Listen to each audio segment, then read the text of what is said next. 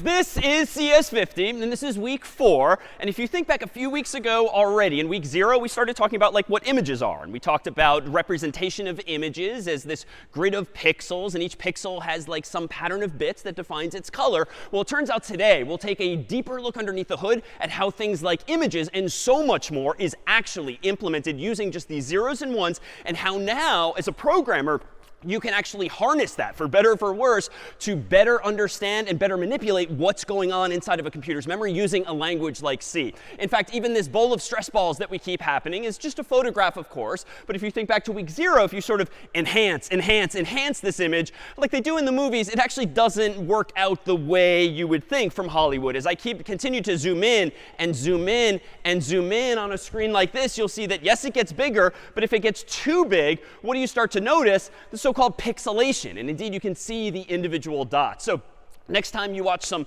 show or movie on TV that has this sort of notion of enhancing, there's actually a finite limit there. You can only enhance so far as there's actually information there. But once you zoom into a certain level like this, that's all that's there. You're not going to see the glint of the suspect in some crime drama in their eye just because you've enhanced the image. There's only a finite amount of information actually there.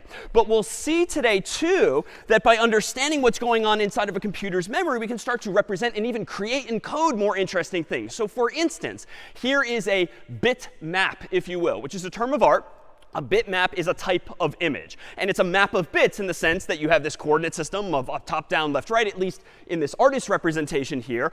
And suppose that maybe we all decide as the world that 1 shall represent the color white and 0 shall represent the color black. What might this map of bits, this bitmap, actually be? Can you see through it? Yeah. It is indeed a smiley face. So an amazing eye. If I actually turn all of the ones to white just to visualize this, you'll see indeed this is what was embedded there. But of course, on our computer monitors and phones, we have this grid of squares, this grid of pixels.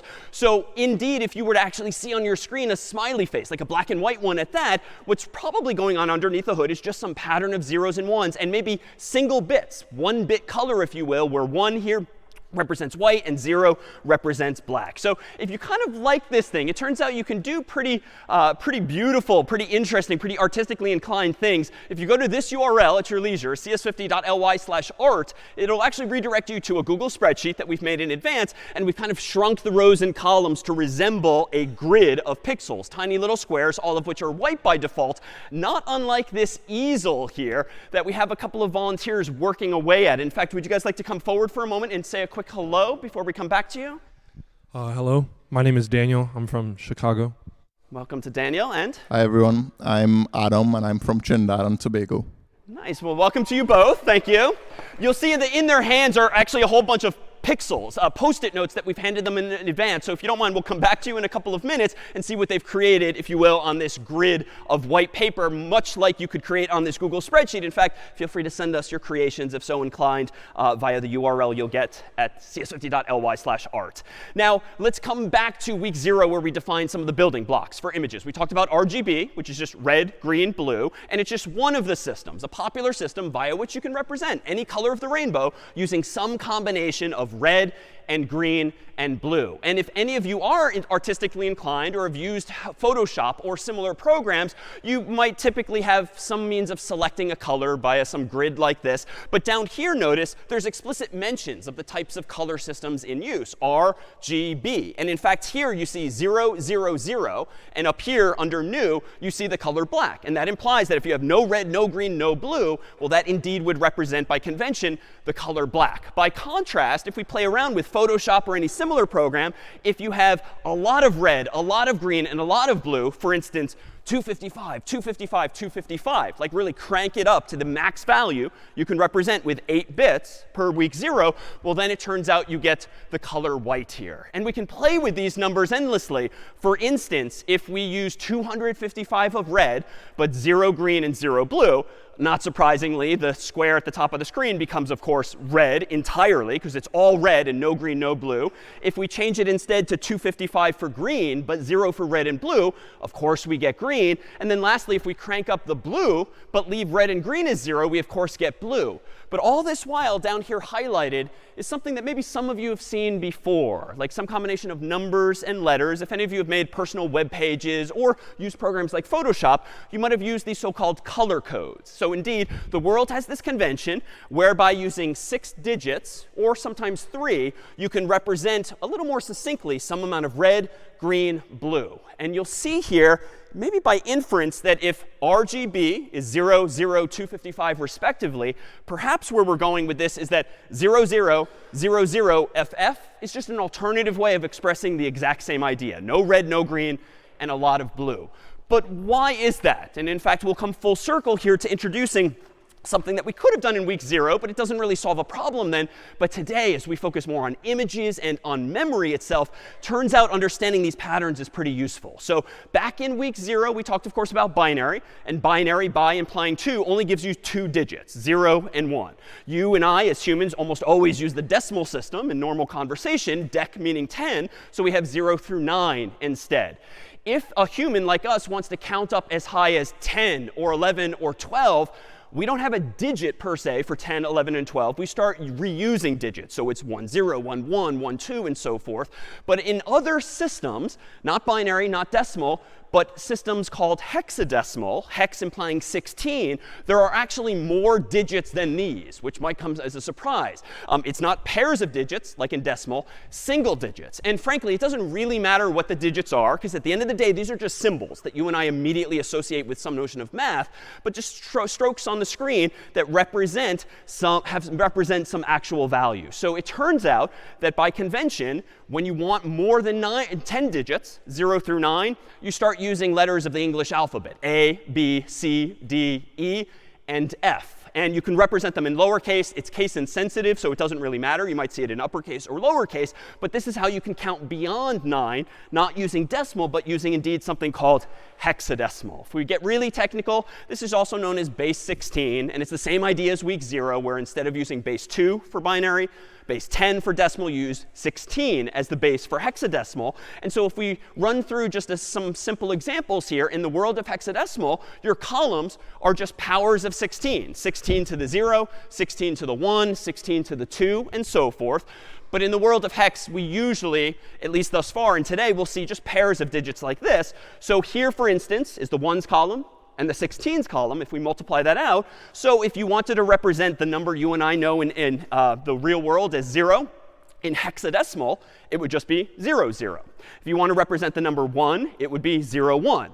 And from there, we get 0, 2, 0, 3, 0, 4, 0, 5, 0, 6, 0, 7, 0, 8, 0, 9. Now things get potentially interesting. In decimal, it would obviously become 10. But in hexadecimal, it just becomes 0a and then 0b. Which is to say, if I rewind, after 9 comes in hexadecimal. If I pronounce it in decimal, this is how you'd represent 10. This is how you'd represent 11, 12, 13, 14. And then lastly, in hexadecimal, the 16th value is f, which is just always going to represent 15. So how do we connect this to some of the past math? Well, once you get to 0f in hexadecimal, if f is the highest you can count, just like in decimal, 9 is the highest you can count, what comes next? If this is 15, I claim, how do I represent 16 in hexadecimal? With what pattern of symbols? What pattern of symbols for hexadecimal? Yeah. So 1, 0, not 10, even though you might read it like that as a typical human, but 1, 0. Because why? Well, even if this is completely new to you, the whole column system, the places are exactly the same intuitively. So you need a 1 in the 16s place and a 0 in the 1s place. And we won't count all the way up to 255, but if we count a little higher, this would be 1, 0, aka 16 in decimal. This would be 1, 1, aka 17 in decimal, and then 18, 19, 20, and so forth, dot, dot, dot. And we can count all the way up to FF. Because if F is the biggest digit in hexadecimal, FF is indeed as high as we can count. And if each F represents 15, well, let's just do the math like in week 0. So 16 times F plus 1 times F is how all of us learn to do math in grade school, even though not in hexadecimal. That's, of course, 16 times 15 plus 1 times 15. Multiply that out, you get 240 plus 15. And ergo, you can count as high as 255 using 2 hexadecimal digits. Now, this is not the kind of thing where like this is going to be an interesting exercise mentally to ever convert in your head. Generally, you'll get used to the fact that after 9 comes A, and the biggest digit is F. And you'll just start to see patterns like this in the worlds of Photoshop, web pages in a few weeks, and beyond. But like, why is hexadecimal useful? Like, why are we complicating the world and adding on top of decimal something else? Well, it turns out that a single decimal digit, like F, the biggest one, for instance, is 15. And here, let me just propose a bit of mental math. How many bits do you need to represent the number 15 in binary? If you've got the 1s place, 2s place, 4s, and so forth, how many bits total? So fewer than 5 to count as high as 15, I think. But close. Someone else? Seeing a hand? Yeah. So 4 bits, I think, suffice. Because if you want to count as high as F, that is to say 15, I think if you have 4 bits, you can do that. Because if over here is the 1s place from week 0 for binary, this is the 2s place, this is the 4s place, this is the 8s place, do out some quick math. So 8 plus 4 is 12, plus 2 is 14, plus 1 is 15. So it turns out that by convenience, hexadecimal digits can just be represented consistently with 4 bits, or fewer, but 4.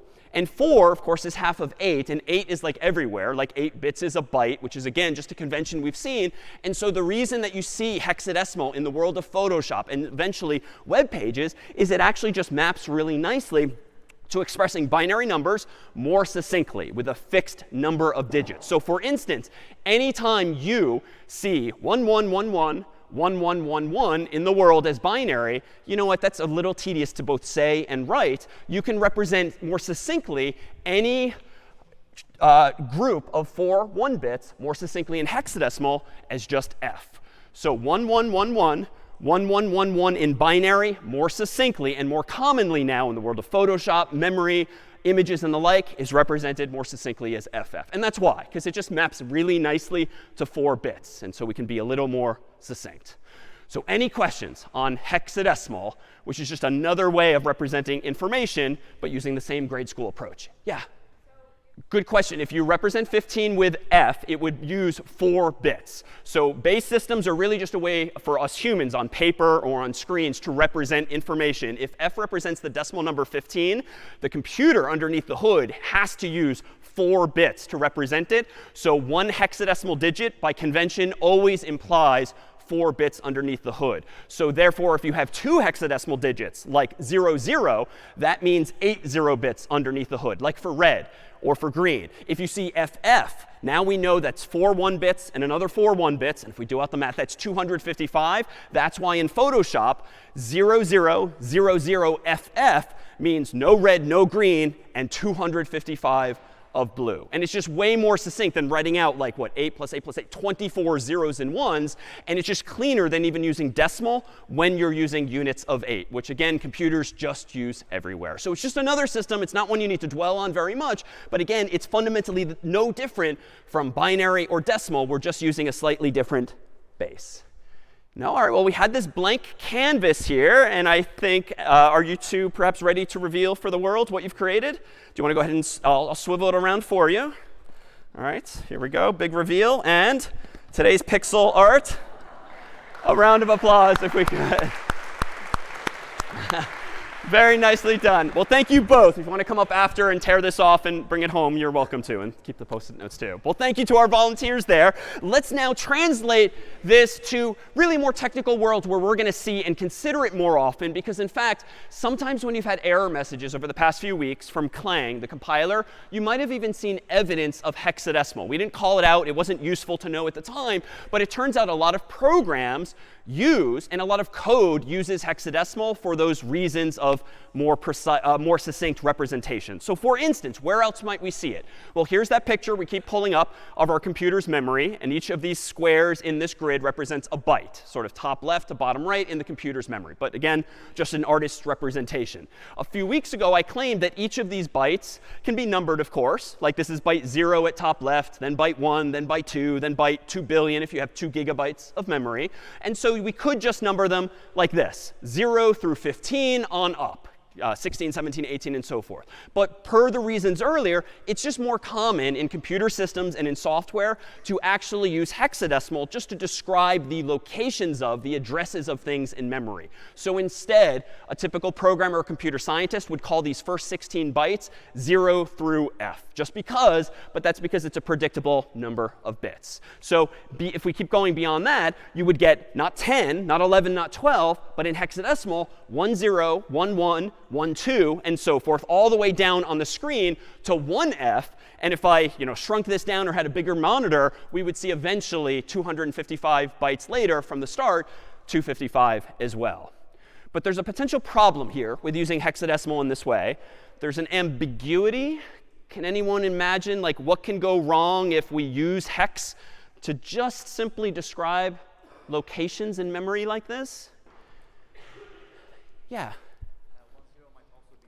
Yeah, like 10 might also be 10. And maybe if you're really thorough, OK, wait a minute, it can't be 10 because here's F over here. So it's obviously not decimal. But why create potential confusion, especially when you're collaborating, building something with someone? We want to avoid that ambiguity. And so the convention humans decided on years ago is that if you want to make clear that a number is in hexadecimal, just by convention, you prefix all of the digits with 0x. The x is not like another character. It's not like a 17th character. It's just a human convention of putting 0x to imply here comes hexadecimal. And now it's unambiguous. So now we see 0x10 obviously is not 10 as we know it in decimal, but rather it's the number that comes after a single f. So it's really the number in decimal 16. So 0x, anytime you see it, that's just a visual cue that what is ahead is actually hexadecimal. So let's now start playing around with this information. So here's a super simple line of code from week 1 where I'm just declaring a variable n, and I'm defining it to be the value 50. And this is out of context. We probably need a main function and all of that. But let's just rewind to week 1 where we actually saw code like this and do something useful with a line of code like this. So let me go over here to VS Code. And in VS Code, I'll create a program called, how about addresses, since the goal of this, the goal here is to just play around ultimately with a variable like n. And let me go ahead and do this. I'll include, how about standard.io.h. I'll do int main void, so no command line arguments for now. Int n gets 50. And now so that we can do something mildly useful with it, let's just go use printf and print out with %i, and then a new line, whatever that value of n is. So this is not going to be interesting per se. It's just week 1 stuff where I'm defining a variable and printing it out to the screen. So let me go down to my terminal window and do make addresses. No errors, so that's good. I'll do /addresses, and of course, I should see the number 50 here. Now, what's going on underneath the hood? Let's translate now code to really what's going on underneath the hood of the computer. So if this is our grid of memory, I don't necessarily know as the programmer, and I definitely don't care as the programmer where exactly it's ending up in memory. That's the whole point of using code. Let the computer figure this out. But at least conceptually, I know that by declaring a line of code like that, the number 50 ends up somewhere in the computer's memory, and it's assigned the name n, a symbol n, via which I, the programmer, can refer to it. And I very deliberately used 4 of these squares for what reason? What might be the reason for using 4 squares specifically? Yeah. Yeah, so an integer is 4 bytes. At least most of the time on modern systems, an integer is 4 bytes. On an older computer, it might just use 1 or maybe even 2 bytes. But here, by convention, we're almost always going to see 4 bytes. I don't know if it's going to end up here. It might end up over here. But for now, who cares? I just know that the computer can store the information in this way underneath the hood.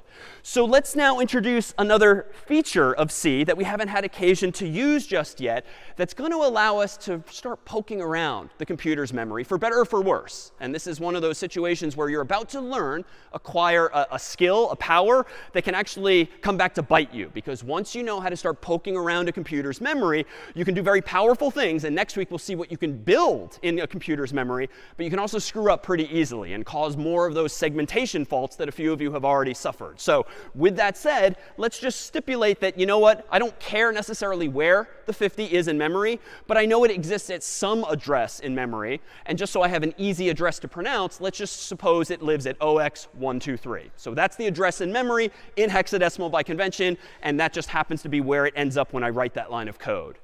But it turns out C has some other operators we can use. When we've seen the asterisk before, the star, and we've used it for multiplication. But today we're going to use it for something more powerful. And we're also going to introduce an ampersand, which allows us to do something as well. The ampersand operator is going to allow us to get the address of a piece of data in memory. Like by literally putting ampersand before the name of a variable, C will tell you what address that variable lives at. Maybe it's 0x123, maybe it's 0x456, who knows? But that will give you back the answer. The star does the opposite. It sort of means go there. So using the star, otherwise known as the dereference operator, I can actually go to a specific address if I want. And we'll see what this means in code. So how can I leverage this in some mildly interesting way to start poking around, but eventually we'll use this primitive to build more interesting things. So let me go back to, say, VS Code here, and let me go ahead and do this. I'll clear my terminal to start fresh, and I'll introduce another format code for printf, %p. And for now, just take on faith that it is %p because, but %p is going to allow me to print the address of a variable if I additionally tell C, get the address of n. So I'm changing %i to %p, and that's just something you have to do when printing addresses for now. But I need to change an ampersand in front of the variable name, so I don't print n, the number 50. I print out something like 0x123. And it's not going to be as simple as that. We'll see on the screen, though, where it actually ended up in my code space's memory. So here we go. Down in my terminal, make addresses again to recompile.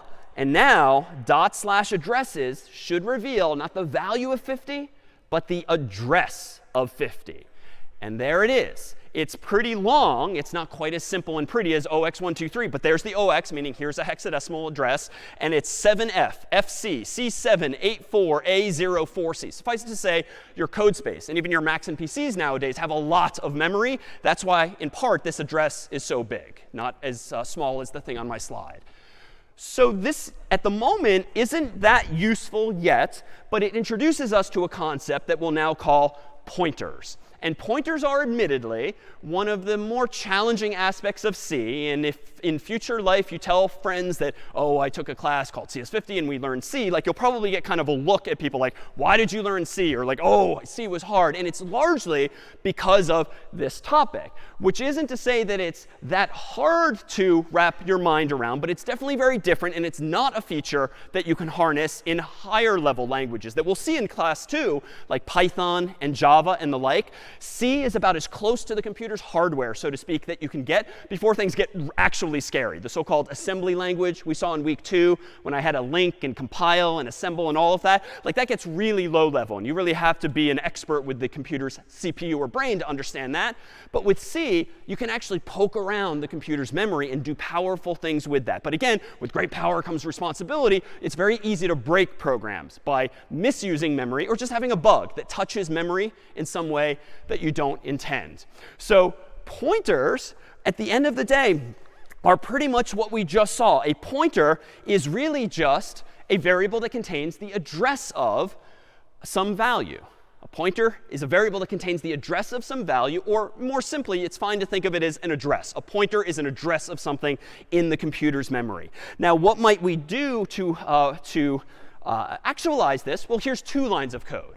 It turns out, by using our two new operators today, I can declare an int, call it n, and assign it a value like 50, just like before. If I want to store the address of n in a variable and not just print it immediately via printf, I can declare a variable, for instance, called p, but I could call it anything I want, like any variable.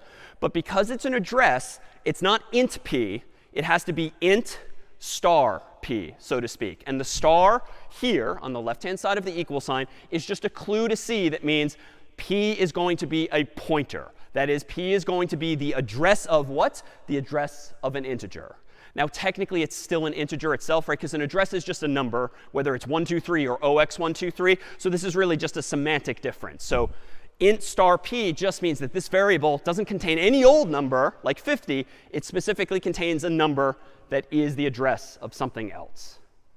So how can I now use this? Well, let me go back to VS Code, and let me propose that we add a line of code like that. So instead of just directly printing out that value, let's go ahead and define a second variable called p that's of type int star p, set it equal to ampersand n, and then this time, let's not just print out ampersand n, let's actually print out the value of p.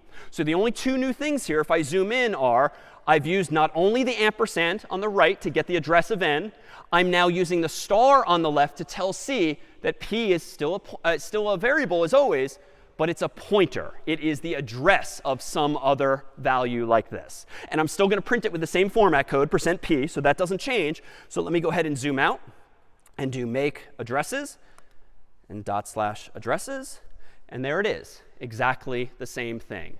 Now, in and of itself, not that useful yet, but the fact that you can now access the addresses of things in memory means that we'll be able to build things and construct things and link things together by knowing where they live, so to speak. So any questions on this technique thus far? Yeah?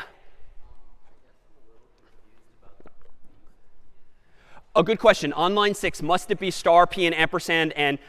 In this case, yes, because what am I doing? On the left, and I'll get rid of the equal sign for now, this would give me a variable called p that's not an integer per se, but that's the address of an integer. But without the equal sign, I'm not storing anything in that variable.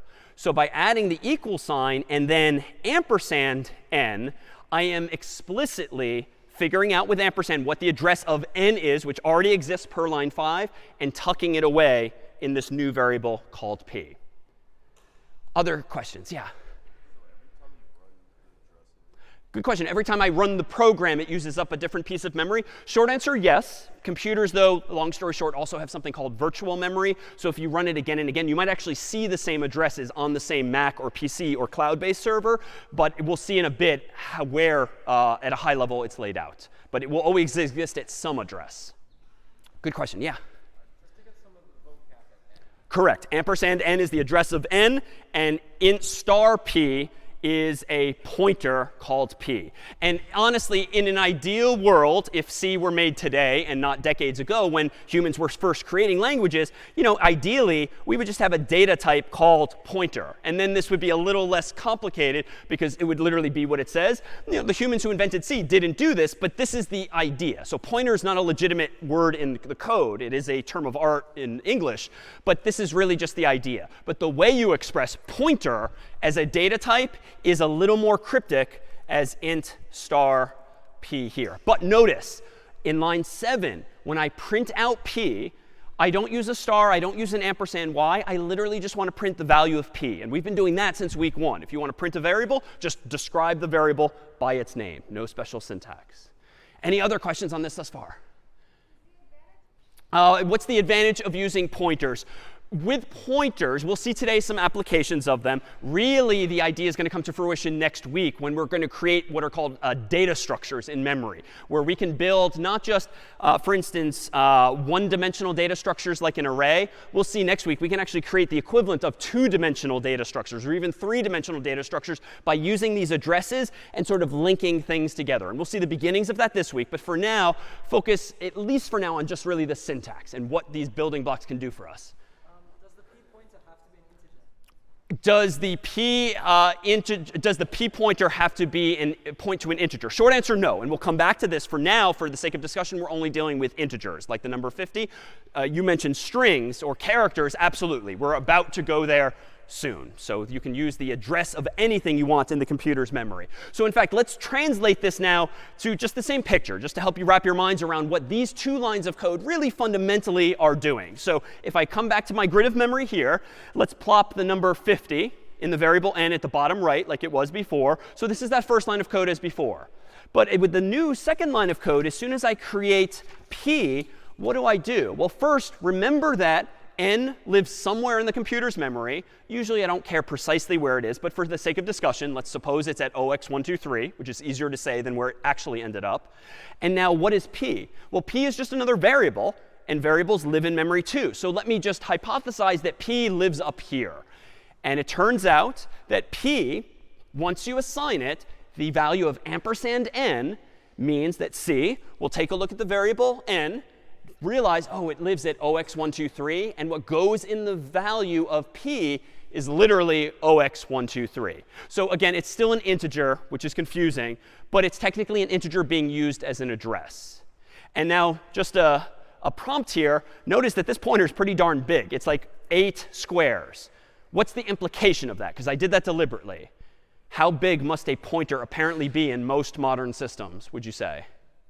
OK, good. Computers today are very big. You have gigabytes of RAM in your computer. You therefore need big pointers to be able to point at memory that's conceptually pretty far away. So to be clear, how many bytes does a pointer apparently take up?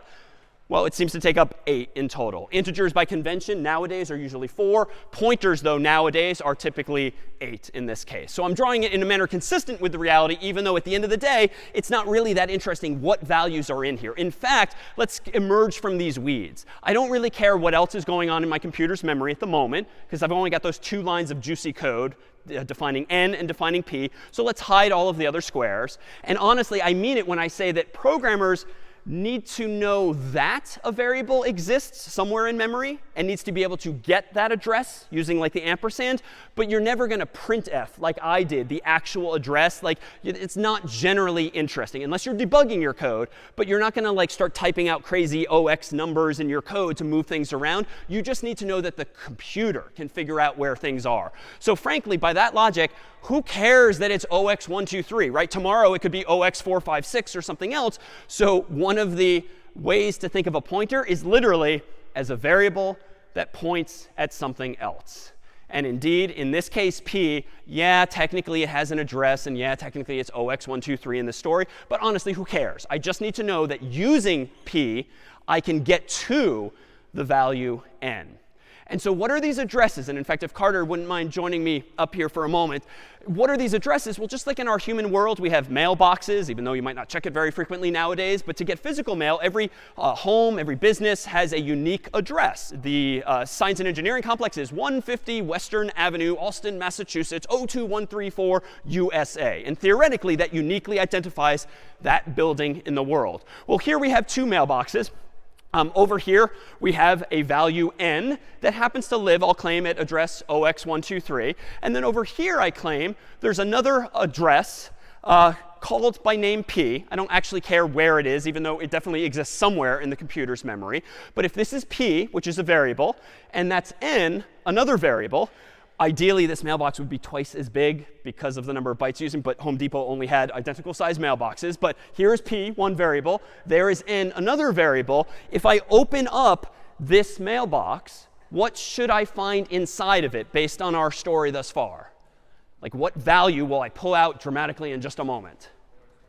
Yeah, I think 0x123. Now, using this, you can kind of think of this as like X marks the spot, no pun intended, where I can now like walk around the computer's memory and find my way to that location by sort of following the treasure map. Or if I want to more dramatically, thanks to our little Yale foam finger here, you can think of it more abstractly as p is just pointing at n. OK, that's not going over well. So let's switch over to the Harvard one. So p is pointing. So p is pointing at n, and so it turns out we will be able to write code now that will do the equivalent of me walking over to n. But for now, Carter, if you want to reveal what's in the mailbox, we should see, indeed, the number 50. So that's really all that's – oh, I feel Carter's waiting for applause. So like really – well, nicely done. Thank you. So that's just like a physical metaphor of what's going on here. In one variable, we have an address, and that variable by convention is called a pointer. In the other variable, per week 1, we just have a value like n. And you can, yes, follow the map and walk yourself to that particular address. And we'll see how to do that in code. But what's really interesting is this abstraction, that pointers literally, or really, I guess, figuratively, point at some other value in memory. All right, questions then on pointers in this form. Can pointers point to each other? So yes, there's things called double pointers. We're not going to see them anytime soon, but using star star, you can express an address of an address. But we won't see that just yet. Other questions on pointers? Yeah, in front. Are arrays, so to summarize, are arrays then pointers? So short answer, there's a relationship, and we'll come back to that in a little bit. But arrays are technically different from pointers, but we're going to be able to blur the lines a little bit by using one like the other. But let me come back to that in just a bit of time. All right, so if we have now this mental model, if you will, of like what a pointer is in memory, I think we can start to peel back a layer of simplification that we've been assuming for the past few weeks since week 1. So a string, recall, is a sequence of characters. And so if you want to create a string that says hi in all caps and an exclamation point, we do string s equals quote unquote hi. And we can hard code it like this, or we could use getString. But for now, just assume that I hard coded it into my code to always say hi in all caps with an exclamation point. Well, what does that look like in the computer's memory? Well, let's stop looking at the entire memory. Let's just focus on really what's going on. Once you create a string called s and store in it hi, you know that a couple of things are happening. H and I and the exclamation point are ending up in the computer's memory. We know from week 2 that this thing, the so-called null character, NUL, aka \0, is also being added for you. And it's somewhere in memory. At the moment, I don't really care where. I drew it at the bottom right. Yes, it has an address. But for now, it just ends up somewhere. And in fact, here's a little visual cue as to how this happens. In C, anytime you use double quotes to give you a string, you can imagine that the double quotes are like a clue to not only store hi exclamation point, but also put the null character there for you. And this is in contrast to what? Chars, if you want individual characters, what syntax did we use instead? So single quotes. Single quotes do not add magically a \0. They literally just store one character. So again, strings have always been a little special. You get an extra byte for free so that you know where the string ends, and functions like stir compare can then find their way there. So in memory, it might indeed look a little like this. And if we assume that there's going to be somewhere in memory, these things are going to be somewhere in memory, we can address them per week 2 by way of the name of the variable. So if s is the name of the variable, s bracket 0 is how you would refer to the first letter, s bracket 1, s bracket 2. And if you really want, s bracket 3 would get you at the null character at the very end. But what is s? So technically, in this line of code here, not only is the computer giving you memory for hi exclamation point \0, it turns out that s itself must take up some amount of space, right? Because s is the variable. And every time we've talked about variables thus far, I've given you a rectangle on the screen in which to store its value. So let's assume, for the sake of discussion, that the h is at 0x123, and I is at 0x124, exclamation points at 0x125, and the null character is at 0x126. Well, what then is s? Well, s is just going to be some other variable, and I'll draw it somewhat abstractly without all of the other boxes up here. And I'll claim that the name of this variable is s. But it turns out, what is s really? How do strings really work? Well, s is a variable and has been since week 1. But when you define it, what the computer is doing for you automatically is when it knows you want to store hi exclamation point, it puts that somewhere in memory. The computer then figures out for you what's the address of the very first character. And it stores that address, and only that address, in the variable you created on the left-hand side of the equal sign. And that's enough. Like, to represent a string with 3 letters of the alphabet or punctuation, you don't need 3 variables. You just need one. You just need to know the beginning of the string. Why? Why is it sufficient for a variable to only store the first byte's address and not all of the byte's addresses?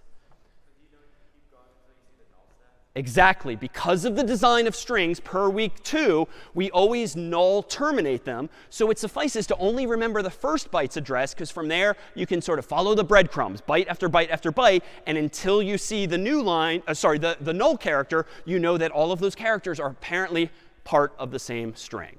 So this is what's been going on in the computer's memory all since week 1. And in fact, if we abstract this away, you can really think of S as being just this. Really a pointer to that chunk of memory. So in fact, what do we have here? Well, to recap on the code here, on the left-hand side, string, that's what ensures that we'll actually be able to store a string in a variable called S. We're going to have on the right-hand side, though, the actual value. So let me switch back to VS Code here, and let me change my code to no longer involve integers alone. So I'm going to add the CS50 library, just so that I can use some shortcuts in there, CS50.h. And then in my main function, I'm going to go ahead and do this. String s equals, quote unquote, hi, in all caps, exclamation point. And then I'm going to go ahead and print out, using %s, as always, \n, the value of s. So this program at the moment, not interesting at all. It's just week 1 stuff again. /addresses indeed prints out hi. But it turns out that now that I know this, what's really been going on underneath the hood all this time? Well, here's that same line of code that defines the variable called s. And it turns out, anyone want to guess what string is actually a synonym for? String, it turns out, is kind of a white lie we've been telling since week 1. There is no such thing as string as a keyword in C. It's technically a CS50 thing, yeah? It's a pointer to a character. So really, all this time, we've kind of been lying to you. There is no string, quote unquote. It's actually char star. And if I may dramatically, here go the training wheels. OK, that didn't land very well. So what have we been doing? Well, it turns out that string is a much easier way conceptually to think about what a string of characters is. Like, my God, if we had to start in week 1 by having you type char star, yeah, you might get past it. But this is just way too much ugly syntax, not intellectually interesting at all. So we abstracted away what a char star was in the first week of C by telling you it's actually called string. Now, string is a term of art. Like C programmers are in any language, will use the word string to mean a sequence of characters. But in C, it's not technically a word unto itself. It's rather a synonym that we ourselves created in some form. So in fact, how did we do this? Well, think back to just last week. Last week, I proposed that it'd be really nice if we had a person data type, which the creators of C did not think of decades ago. But that's OK. We can define it ourselves. What did we do here? Well, we're using syntax like this. Recall that we defined a person to be what? To be this structure. This structure, using the new keyword last week, struct, means that a person is just a name and a number. And it could have been other things. We just kept it simple. But how did I associate person with that structure? Well, we claimed that it was this value here, typedef, which, as you might expect, defines a data type. So what did we do as CS50 back in week 1 without telling you? Well, we could have done something like this. Like int itself is a little cryptic, and maybe we should have, to keep things even simpler, said, hey, everyone, turns out you can define integers in C. And if you wanted to do this, well, if you want to create the keyword integer as a data type, you can just typedef it to int. So typedef creates the word on the far right, integer, and creates a synonym for it, in this case called int. So what did we do in week 1 without telling you? We have a line of code like this in the CS50 library that associates quote unquote string with, more cryptically, char star. And this is why in week 1 onward, anytime you use the CS50 library, you can write the word string as though it's a real C data type. And that's just because we wanted to have this abstraction, these training wheels on for the first weeks, so we don't have to get in the weeds of all this crazy memory stuff. We can sort of talk about strings at a higher level. But that's all they are. Strings are the address of the first character in that sequence of characters. Questions now on any of these details? Yeah?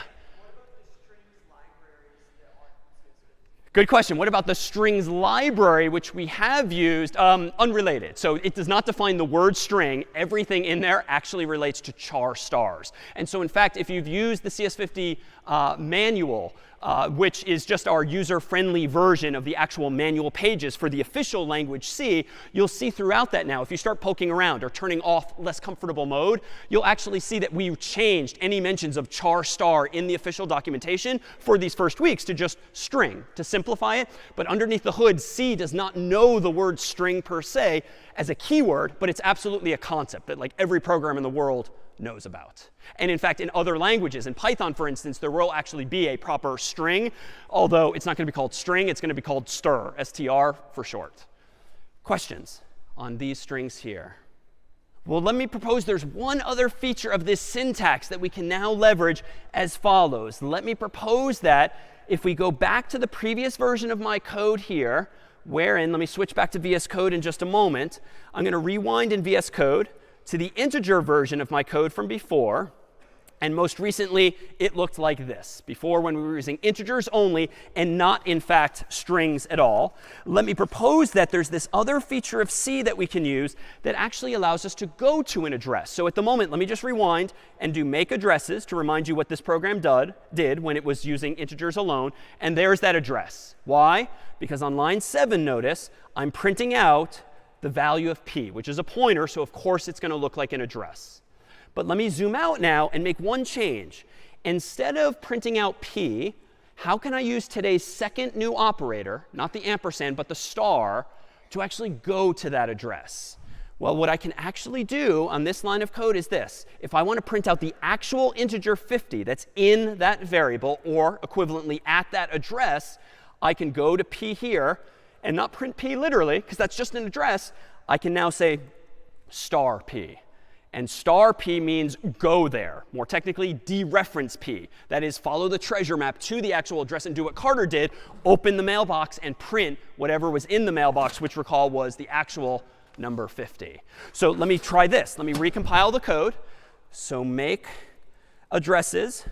OK, let me clear my terminal window. /addresses. This time, I shouldn't see the OX anything. I should see just the number 50 in this case.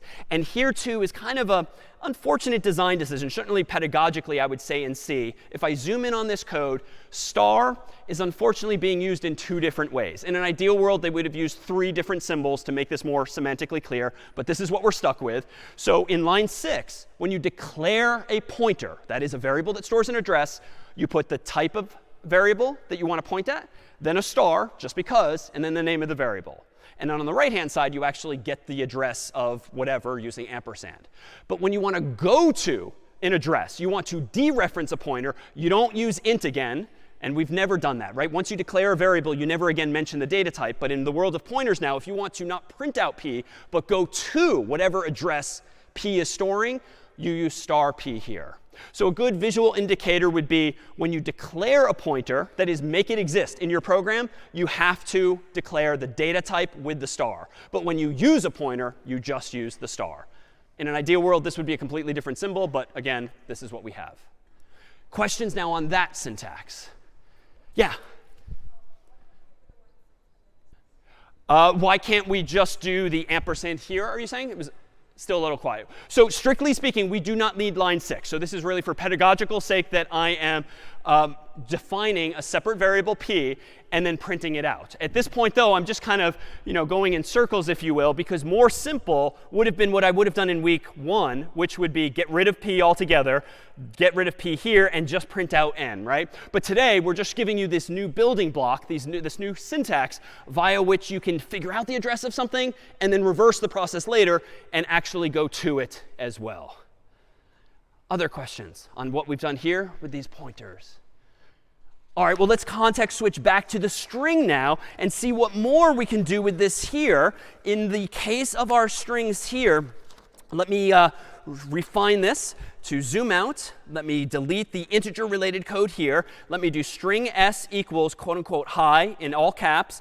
Let me go ahead and, for the moment, include CS50.h at the top so that indeed I can use the keyword s, or string rather. And let me go ahead now and do something more than I did last time. Last time I did printf of %s\n, and then I printed out s. And again, I'll recompile this just for clarity. Make addresses, /addresses. That just prints out hi. So that's, again, week 1 stuff.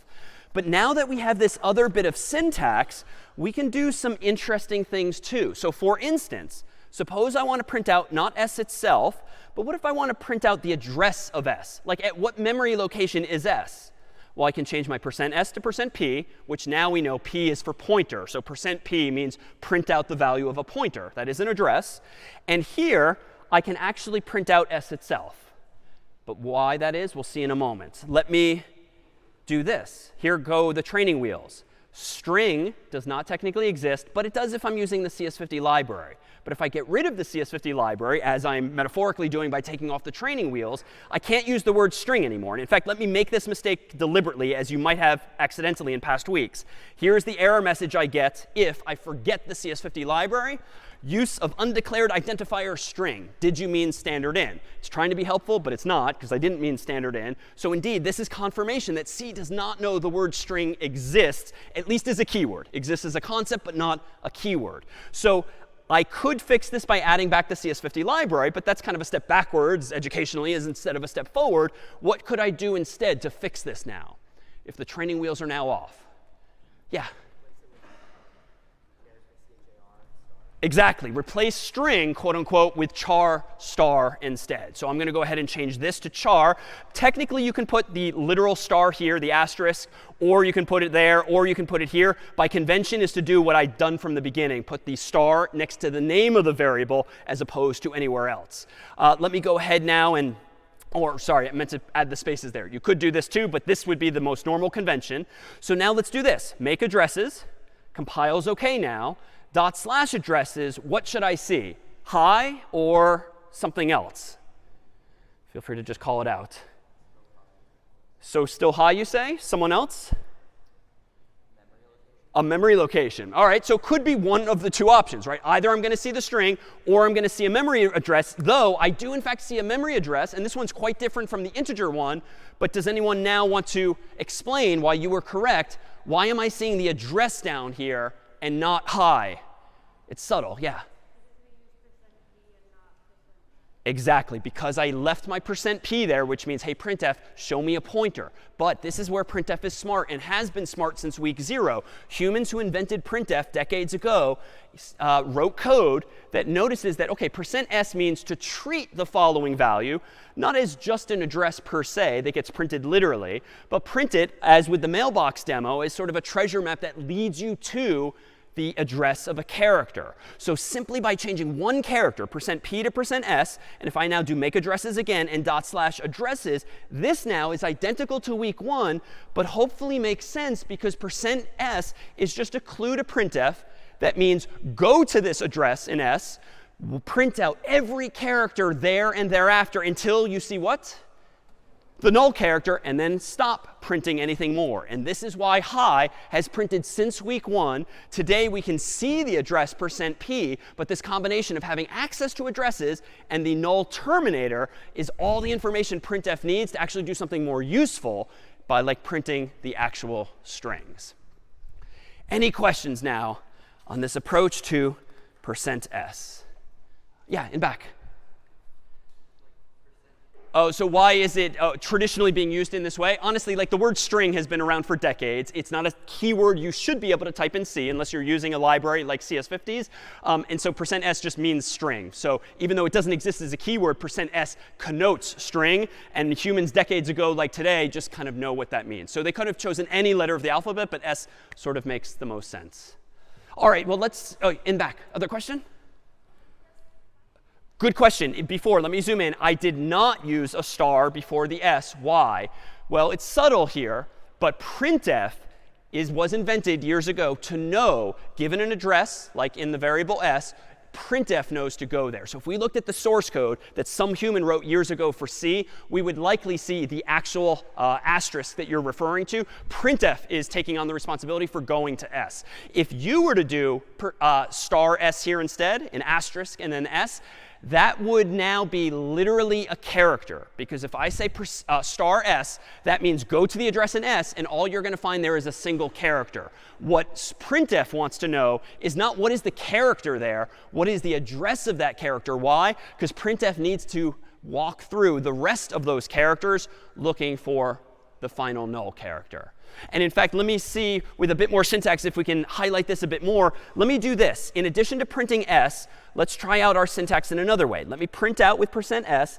How about not s here, but let's print out some addresses. %s, \n, close quote. And then let's print out, how about this? The first character in the string s would be called s bracket 0. But how do I get the address of the first character in s? Well, I could technically just use today's new primitive. I can just add an ampersand. That always gives me the address of some value. So when I end this thought and clear my terminal window and run make addresses, still compiles. When I run addresses in just a moment, any guesses as to what I will see line by line? This will print out two things. And you don't have to remember what the actual number was. But at a high level, what will be printed now? The same thing twice. Why? Well, when I run this, what I'm printing here, and let me zoom in at the bottom, I indeed see two really long addresses, but they're in fact the same. Why? Well, that's because, again, if s is the address of a character, as implied now by either the CS50 word string or the actual phrase char star, well, then s is just an address. By contrast, per week 2, s bracket 0 is a char. Always has been a char, a specific char. But if you want the address of that char, you just add the ampersand. Well, it turns out that strings, per the definition we keep emphasizing, is just the address of the first character in a string. So of course, if you do this, you're going to see the exact same thing. And if I do this a bit more, generally you don't want to copy paste, but this is just for visualization's sake. Let me print out all of the characters. So another, and let me change this to print out the address of bracket 1, bracket 2, and bracket 3. So all 4 characters, HI, exclamation point, and the null character. Notice I'm using %p for all of them. So if I now do make addresses and /addresses, now notice, and this is kind of cool, the first 2 are indeed still the same. But what's noteworthy about the other values on the screen? Yeah, they're consecutive. Each of these is just 1 byte away. Even if you're not good at hex yet and there's a crazy number of digits here, who cares? They're all the same except for the last ones. 4, 4, and then 5, 6, 7. And this confirms what I've been claiming for weeks, is that in an array, all of the characters are back to back to back, contiguous, 1 byte away. So with just this ampersand, with just this star, like, it's actually a pretty cool tool in the toolkit to have, because you can start to poke around what's actually going on inside of the computer's memory. And in fact, if we do this, I can introduce one other cool trick here, if you will. Let me propose that we can actually now do arithmetic on pointers. And you don't have to. You'll see a simpler way to do this. But now that you have perhaps this underlying understanding of where things are in memory, and it's just addresses, we can actually do something kind of neat. We can do something like this. Let me go back to, how about the string version of this with hi. And let me do this instead. Let me clean this up a bit, get rid of some of these lines of code, and let me do this. Let me print out %c, %c, %c. Let me get rid of all these ampersands. We're going to roll back to like week 2 stuff. Just to be clear, when I compile and run this version of the program, and I'll zoom in, what should get printed on the screen? This is just week 2 stuff now. No pointers per se. Yeah? Just HI exclamation point, 1 per line, because I have all of these \n. So let me do that. Let me go down here, make addresses, enter. OK, pretty good, /addresses, and indeed HI exclamation point. But now, if you're getting a little more comfortable, and it's fine if you're not yet today, but over the coming week or weeks, as you get a little more comfortable with the equivalence of addresses with our definition in the past of arrays and strings and all of this, you can start to play around. And I can do this instead. If I want to print out the first character in the string, I could do, like week 2, s bracket 0. Like, that will always work, and you can keep using that. That's not a CS50 thing. It's just a convenience in C. But I could technically print out not s, because s is an address, but what would be the syntax I could use to say print out the character at s? Any instinct? How can I say go to the address in s? It's one of 2 possible answers today. So of our two new operators today, we have the ampersand and the star. Which one will lead us to what is at an address? So the star. So in fact, if I want to print out what is at address 0 at the address s, I can just do star s. And if you really want to get fancy, how do you print out the second character that's immediately to the right of it, so to speak? Well, you can go to, with the dereference operator, and do you want to answer this one? S plus 1. Ergo, pointer arithmetic. Like you can do math, simple addition, subtraction, whatever, on pointers if you want. And you can do this here too. So star, if you want to pluck this one off too, how do I print out the last character, the third? S plus 2. Right? Because if you know and understand that like a string is just a sequence of characters, every character is just a byte, and these bytes are back to back to back, you can just go wherever you want in the computer's memory. And here, I can do make addresses again, /addresses, and voila, we now have high exclamation point. So we haven't printed out anything new, but again, just by using these two new operators, the ampersand and the star, you can figure out the address of something, and you can go to the address of something. OK, question in back. Indeed, it ends up being the exact same. And so I might have used this term before. The ampersand technique, the square bracket technique where you do s bracket 0, s bracket 1, s bracket 2, that's actually what we would really call syntactic sugar. Like it works, and you can use it. You should use it. It's nice and simple. But the square bracket notation underneath the hood is essentially being converted to this, which this is not fun, right? Like this is when you want to show off to your friends, like you know how to do cool stuff in code. But this is not as readable as just s bracket 0 and 1 and 2. But that's all that's happening underneath the hood. And so again, this is why in CS50 we spend time on some of these lower level building blocks, because if you assume that indeed your computer's memory is just this grid of bytes, and you have now the code ability in code to get an address and go to an address, you can start doing anything you want. And you can poke around a computer's memory at any location. And herein lies the danger. Like I'm kind of on the honor system right now that if my string is high, exclamation point, it's kind of up to me to go to the first byte, the second, and the third.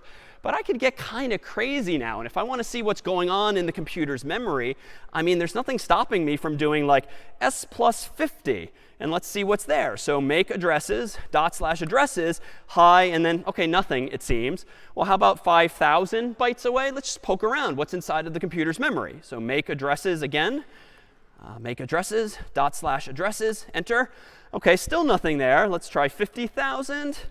All right, make addresses. /addresses. OK, there we see it. So you've probably done this, some of you, by accident, because you probably went too far to the left or to the right in an array, touching memory that you shouldn't. Suffice it to say, I should not go blindly touching 50,000 bytes away, because who knows what's there. And indeed, in your computer, when a program is running, the computer segments it into different segments of memory. And if you get a little too greedy and you touch another segment of memory that technically was not allocated to you by Mac OS or Windows or Linux or the operating system, bad things happen, and you get a segmentation fault. And that means it's a bug in your code. So you can now do this. And this means hackers, too, can do things like this. If they can somehow inject code into your C program, maybe they can poke around the computer's memory. And indeed, this is kind of the technique whereby maybe a really sophisticated hacker can jump to this memory, this memory, this memory, looking for something like your password or your financial information or anything that's in the program but at some other address. There's nothing stopping an adversary, at least right now, from poking around, if they can execute code on your computer, from doing this kind of thing. So there, and again, is the power of C, but also the danger. And you'll absolutely suffer more seg faults in the coming days. But ultimately, the goal is going to be to help you solve them ultimately and fix things. But for now, I think that was quite a bit. So let me propose that we go ahead and take our longer break here, maybe 10 minutes, and have ourselves some whoopie pies in the transept. We'll be back in 10. All right, so we're back. And to recap where we left off, you now have this new capability in code to do pointer arithmetic, like treat addresses as numbers, which they really are in hexadecimal or otherwise, and like add them together and kind of poke around a computer's memory. And it was asked during break, actually, how we might further harness this in the context of strings. So I didn't change the code we wrote just before break. Recall that we last broke the program by checking out bytes 50,000 bytes away. But let's not do that, and let's actually try printing out not individual characters like I did per the %C, but why don't we try printing out strings and substrings, if you will. So let me clear my terminal window. Let me change all of these %Cs to %S, %S, %S, and then let me rewind to what we've been doing since week 1 with strings, which is just print them out, for instance, with that first line. And the only difference at the moment is that now I took off the training wheels. I got rid of CS50.h, wherein string is type def to char star, for you. Got rid of that. So now on line 5, I'm declaring s as being a char star, which just means the address of a character. And printf is smart enough to know that the end of a string is wherever that null character is. But now that I can do pointer arithmetic, notice that I could do something like this. If I want to print out s, I just print out s. Suppose I do s plus 1 here and s plus 2 here, again after changing %c to %s. Any intuition around what this code will now print on the screen, line by line? Yeah, thoughts? OK, reasonable conjecture. Maybe the memory address of h, that of I, that of exclamation point. But other thoughts? Yeah, I think it's actually going to do the latter. It's going to print hi in the usual way, because honestly, line 5 is this, line 6 is the same as like week 1 stuff, except we took off the training wheel of string and we're calling it char star. But I think line 7 is indeed going to print out I, and line 8 is just going to print out, because it'll be just the exclamation point. Printf will still be smart enough to know where each of those substrings, portions of the string, end by the same logic as always. But let me go ahead and zoom out, run make addresses, enter, compiles OK, /addresses, and now, indeed, this is all a string is. It's a sequence of characters identified by its first byte. If you then start poking around and tell printf to print at what's at the next byte or the next byte, it's going to do its same thing, printing out that character and everything after it up until that null character. So again, even though there's like a lot going on, we've introduced these 2 new operators, like there's nothing that's happening today that hasn't been happening for weeks, but hopefully through this week, this week's lecture, this week's problem set and beyond, you'll start to realize that now you just have more tools via which to harness those lower level implementation details. So last week too, recall one other implementation detail. I claimed that you could not compare 2 strings quite as easily as you could compare to integers, for instance. And I told you to use a different function instead that you probably used 1 or more times with the past problem set. How are you supposed to compare strings, apparently? Yeah, so string compare, strcomp, that additional function that we said, you just have to use it for now. But you might have a little intuition already as to like why we have to use strcompare and we can't just use equals equals to compare strings. Like any intuition for this already? Why was strcompare necessary last week? Perfect. Equals equals would compare literally the 2 memory addresses instead of the actual strings character by character. And unless the memory addresses are literally the same, so you compare that exact same memory address, 2 different strings probably are not going to be considered equal, even if to us humans they indeed look equal. So let's see this. Let me go ahead and close addresses.c. And actually, before I do one last mention, one of the powerful things about pointer arithmetic, as an aside, is that C, and really the compiler, is smart enough to know how many bytes to keep adding and adding. And by that I mean this. Right now we got lucky because a string is a sequence of characters. And by definition, every character is a single byte. You can poke around and do s plus 1 to get the next byte, s plus 2 to get the 3rd byte. However, if we weren't dealing with strings, suppose we were dealing with integers that were in an array back to back to back. If you wanted to get at the next integer, you could still do +1 or +2 to get at the next or the next integer. You would not start to get into the weeds of doing +4 and then +8. You don't have to know or care how big the data types are in the computer. C and the compiler will figure that out for you based on the data type in question. So keep that in mind if ever doing this on a different data type than chars. All right, so let me go ahead and open up a file that I wrote in advance most of.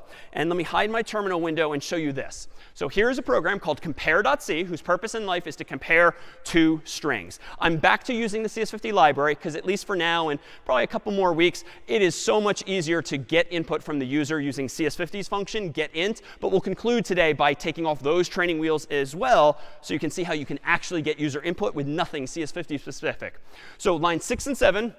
Pretty boring, week 1 stuff. Get an int called I, get an int called j, and store them in 2 variables, I and j respectively. If I == j, print out the same, else print out that they're different.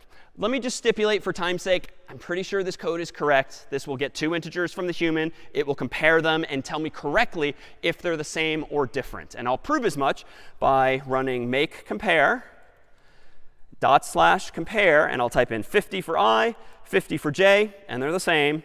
And now I'll do how about 50 and say 13, and those are different. So let me just stipulate this code is indeed correct. Would have worked in week 1, also works now in week 4. But let me now change it to compare not to integers, but as I hinted, maybe to strings instead. So let me go ahead and change this line of code to maybe be string s equals get string, asking the user for s.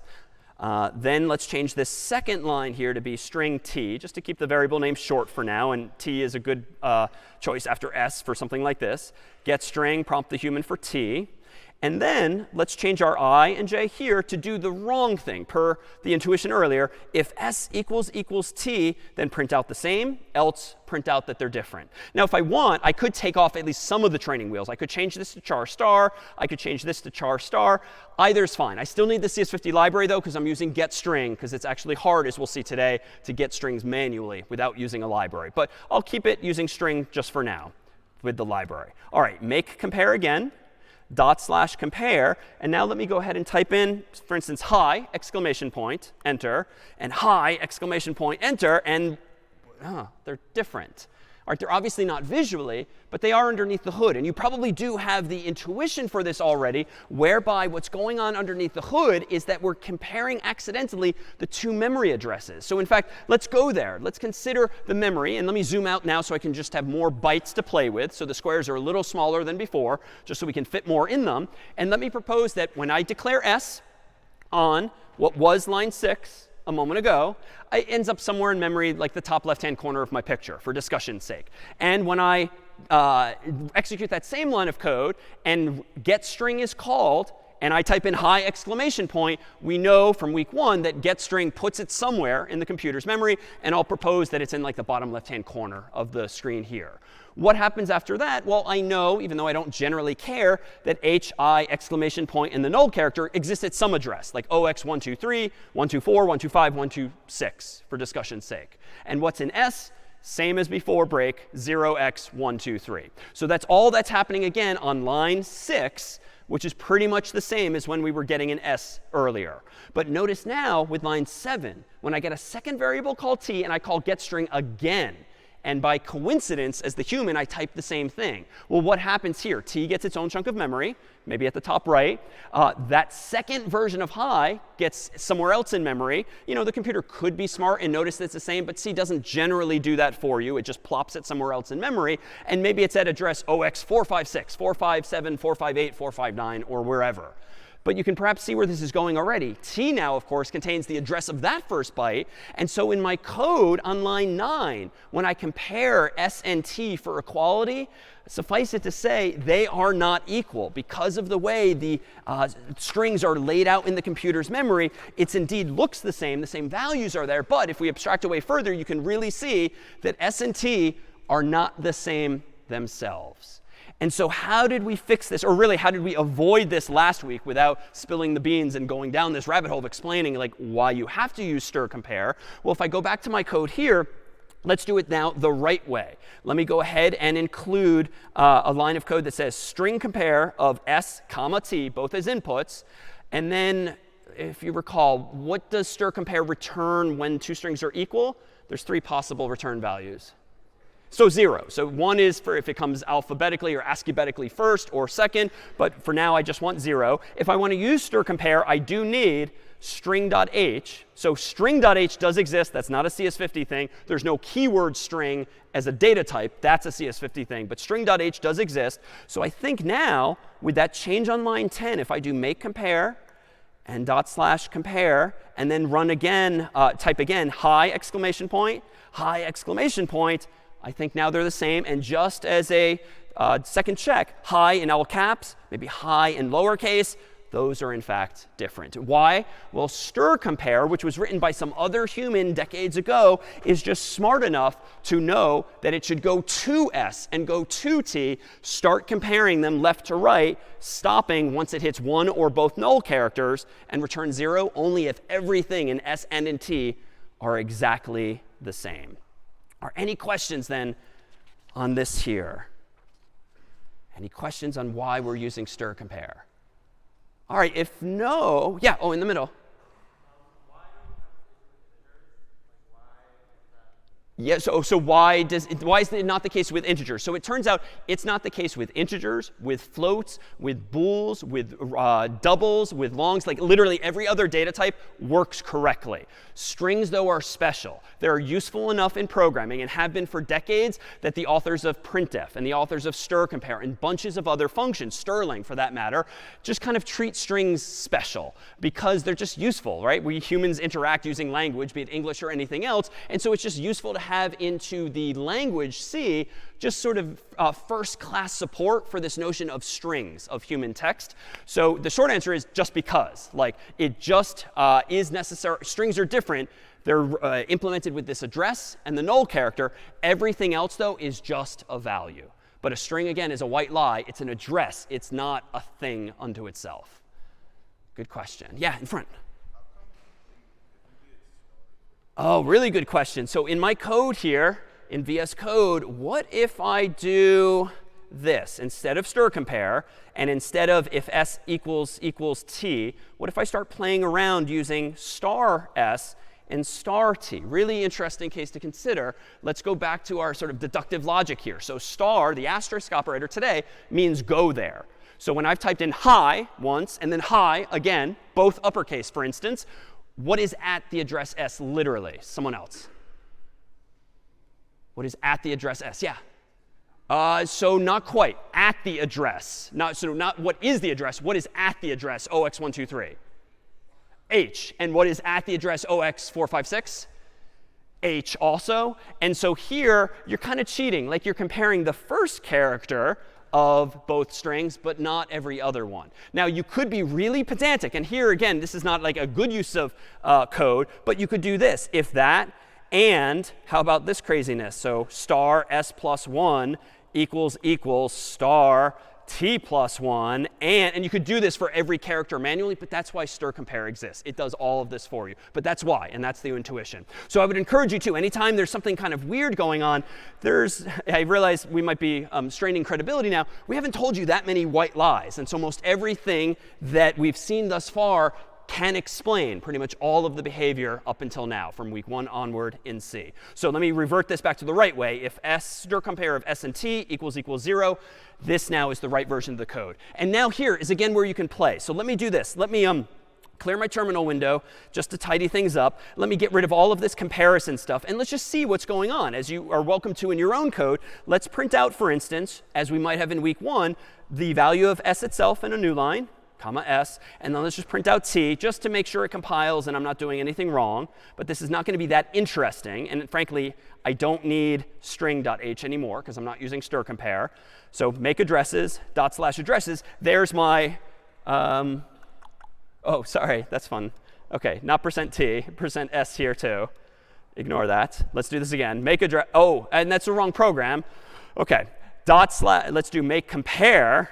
/compare, and let's type in hi again, and now we just see the two strings. I'm not comparing.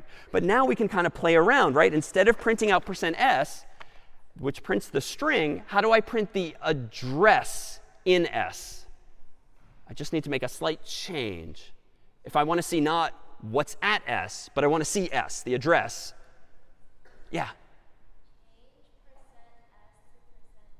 Perfect. So change %s in both places here to %p. So now printf will treat it literally as an address. It's not going to do any fanciness with a loop from left to right looking for the null character. It's just going to print out s and t. So let me clear my terminal, run make compare. Whoops.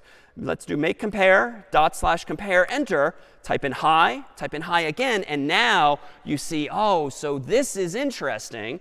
It's not quite as straightforward as the other values, which were one byte away. They're almost the same, but this one ends in B0, this one ends in F0. So they're indeed separated by some number of bytes. Not just one, but a few, because these strings are indeed longer.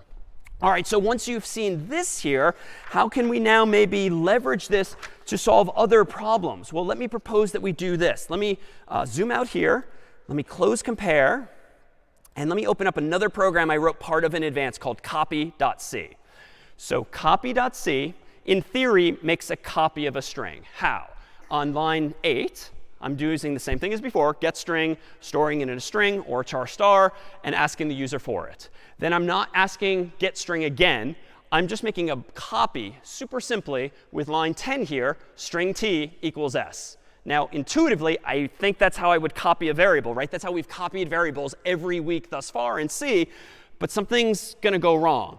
In line 12, in English, does someone want to explain what you think line 12 does? Don't worry about finding any bugs or mistakes. But what does line 12 seem to be doing using toUpper, which is thanks to the C-type library, which I've included the header file for? Yeah. Yeah, right? It's kind of like ugly syntax, but this would seem to be capitalizing the first letter of t specifically and just changing it. So we have t bracket 0 here because we want to save the change, and we're passing to toUpper the first character here. So this is how we did uppercase in the past, and now I print out s and t respectively using %s. So this feels like it should work. I copied s and stored it in t on line 10, and then I change t and only t on line 12. But you can perhaps, if you're comfy thus far, see where this is going if I do make copy, /copy, and let me type in lowercase hi, exclamation point this time, just once. So I'm going to hit enter, and watch what we see for the value of s and t. The new value of s and t at the end of my program seems to be what? It seems to be the same. Hi is capitalized both times. So what's the intuition then for this? Why did this just happen? Yeah, and back. Yeah, I assigned s and t the same memory address. So it did copy s into t, but C takes this very literally. What is s? It's an address. What is t? It's a copy of that address. If you want to copy the whole string like a normal human would expect, hey, you or someone has to do a lot more work. You have to go to that address, copy this character, this one, this one, this one, and copy it to a new location in memory. That does not happen automatically here for you in C. It does in some other languages. Those of you who've programmed in certain higher level languages, this just works as you would hope, and that's one of the benefits of Python and other languages that we'll soon see. But for now, it literally takes at face value what this is. Copy the address into this address. And I'll make that more clear by getting rid of the string keyword, which again is just a type def. This is technically an address here. This is technically an address here. So what's being copied is the value of that address, not all of the characters that might very well follow it. So I should make one note too here. I'm going to start getting more in the habit of trying to avoid segmentation faults because things could go wrong here. For instance, on line 12 previously, I was kind of blindly, naively, dangerously assuming that there will be at least one character in S or T. That might not be the case. If the user just hits enter, there's no characters to uppercase. And so this is reckless of me and could theoretically create a seg fault. So I should probably start to be smarter and say something like this. If the length of t is greater than 0, OK, now it's safe to actually capitalize the first letter. And that will decrease the probability now of those segmentation faults by just not making any assumptions about what the human does. Almost always, your programs will crash when you've made a mistake, yes, but the user gives you an input that you yourself did not expect. So what does this all look like in memory? Well, let's go back to the big grid. This time focusing on the copying of values. And let's do this. Here's s, as in this new program, just declared to be a char star. Here is where my lowercase hi maybe ended up in the computer's memory. That's probably at 0x123, 124, 125, whatever, something like that. And that's, of course, what ends up in s as a value. When I declare t, I do get a second variable called t, just like before. But when I copy s into t, what happens? It's really just literally 0x123. Whatever the value of s is now also the value of t. And so if we abstract this away at a high level, get rid of all of those extra squares, this is what s and t now are. They're indeed copies, but copies of each other, not copies of the underlying characters. And so if you follow those arrows and try to print them both out after capitalizing one or the other, you're going to unfortunately end up capitalizing not just one of them, s, but both of them. S and T, because literally it's the same address. Any questions then on this visualization? Yeah? Good question. Is this pass by reference? We have not seen in detail an example like that. Right now you're copying by value. But references will come into play. And remind me in a bit if I haven't used that term yet. But this is just copying things by, could have ended poorly, value. Other questions? No? All right, so with this in mind, like how do we actually copy things properly? For this, we actually need another building block. So today we give you two functions, one of which is called malloc, one of which is called free. And these are used all of the time by like every piece of software you and I use on our Macs, PCs, and phones, whether it's written in C or some equivalent other language. Malloc is for memory allocation. It's a function that you can use to ask the operating system, Mac OS, Linux, Windows, anything, for some number of bytes. 1 byte, 100 bytes, a gigabyte of memory. You can ask malloc for however much memory you want in advance. It will return to you the address of the first byte of memory that it found free for you. Unlike a string, it is not null terminated. And so the danger with malloc is that it's on the honor system. If you ask it for 1 byte or 10 bytes, you, the programmer, in like a variable, have to remember how many bytes you requested, 1 or 10 or the like. Strings do that for you, not when we're getting now to this low level. Malloc's just going to give you some memory, and it's up to you to manage it. Free does the opposite. When you're done with some chunk of memory, you can free it by passing in that same address and just hand it back to Mac OS, Windows, or Linux and say, I'm done with this. You can let me use this for something else later. As an aside, if your computer has ever like frozen or hung, like the whole thing maybe just spontaneously reboots, yet another reason for a bug like that might be if you write a program with a bug that keeps mallocing, that is asking for more and more and more memory, but you make a mistake and you never free it, well, eventually the computer is going to literally run out of memory and something's going to go wrong, and that's often when computers freeze. Like they're just out of memory. It has the memory there, but the program was trying to use too much of it endlessly. So this too will be a mistake that some of us will surely make in the coming weeks, but hopefully you'll now see the solution. So let me go back to VS Code here, and let me propose that we do the following. I'll hide my terminal window for a moment, and I'm going to introduce another header file up here. And I promise there's not going to be too many more of these, but this one is called standardlib.h for standard library. And in this file are the declarations, the prototypes for malloc and free, and a bunch of other stuff as well. It lets me now manage my own memory. So let's focus now on line 11. Line 11 is where I went wrong before, because conceptually I want to copy the whole string, but of course I'm only copying modestly the individual address. So how do I copy the whole darn thing? Well, what I need to do is this. When I declare t to be the address of something in memory, why don't I set t to be the address of a free chunk of memory? So let me ask the operating system, give me this many bytes, tell me what the address is, and I'm going to store that in t initially, just so I know where there's free space for me. So how do I do that? Well, quite simply, I call malloc, and then I pass in the number of bytes that I need. Now, for hi exclamation point, I think I need 3, although wait, no, I really need 4 because of the null character. But I don't think I should be hard coding numbers like this, because who knows what the human's going to type in. So I can actually use Sterling of s and then +1. This will ask malloc then for however many bytes corresponds to the number of characters the human typed in, +1 for, again, the null character. So it's just being smart and defensive rather than choosing a number myself. But now all t is a pointer, if you will, to some random chunk of free space. So there's nothing there yet, or there's bits there, but who knows what value they are. They're certainly not identical to what the human typed in. I now have to do this. So how can I copy one string into the other? Well, let me do this. Instead of capitalizing something just yet, let me do this. How about for int I gets 0, I is less than the length of s, and then I plus plus. So I'm going to iterate for the whole length of the string. And in here, I'm just going to do this. The ith character in t should be identical to the ith character in s. So I'm just literally copying from right to left each and every character in s. And I can trust that there's enough memory in t. Why? Because I asked for that many bytes +1. Now, there's technically a bug here. I actually should probably do this. I should do +1 here. Or, if you prefer, I should do less than or equal to the Sterling. But I think it's a little clearer to do the +1. Why do I, for the first time, want to go just beyond the boundary of s and copy one more byte? Yeah, I need the null character. Like, I could technically manually add it with some additional line of code, but I might as well just copy it because \0 is \0. So this time, and probably only this time, it's reasonable and correct to go just beyond the boundary of your string. So you copy the null terminating character so that the computer also knows where t ends.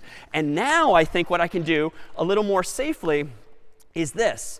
Let me go down here and say t bracket 0 equals 2 upper of t of 2 upper of t bracket 0. So same line of code as before. If I actually want to be really safe, I should probably do this. So if the strlen of t is greater than 0, so there's at least 1 byte there, OK, now it's safe to blindly capitalize the first character.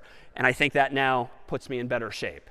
So let me try this now. Let me open up my terminal, make copy, /copy. I'm going to type in hi exclamation point in all lowercase, crossing my fingers this time. And now if I zoom in, it indeed capitalized only t and not s in this case. So pictorially, let me switch over here. Here is, as before, the variable s pointing at hi in all lowercase. When I call malloc, though, that gives me a chunk of memory that I'm going to store the address in t of. So if t is some other variable, as it is in my code, and there's some other available chunk of memory, I don't know where it is, but let's assume, as always, it's at 0x456, 457, 458, 459, so 4 bytes total. What is now happening? Well, t is defined as pointing to that, because that's what malloc gives us, the address of the first byte of the free memory. And now with my for loop, I'm just iterating over it, copying the h, then the I, then the exclamation point, and then for good measure, the \0 instead.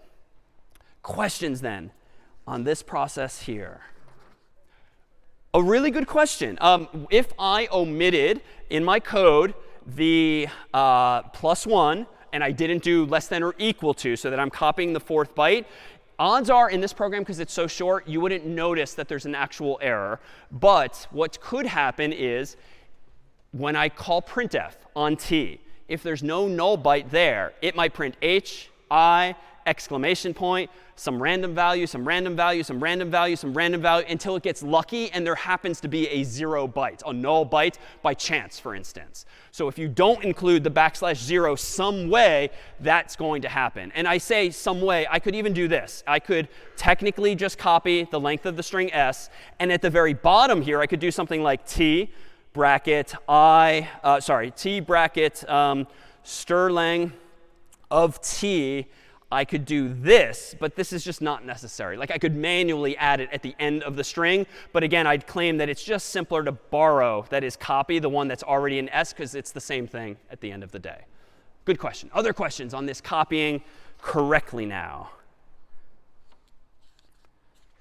All right, is there any room for improvement here? Well, let me propose a slight optimization. This is kind of a throwback now to week 1.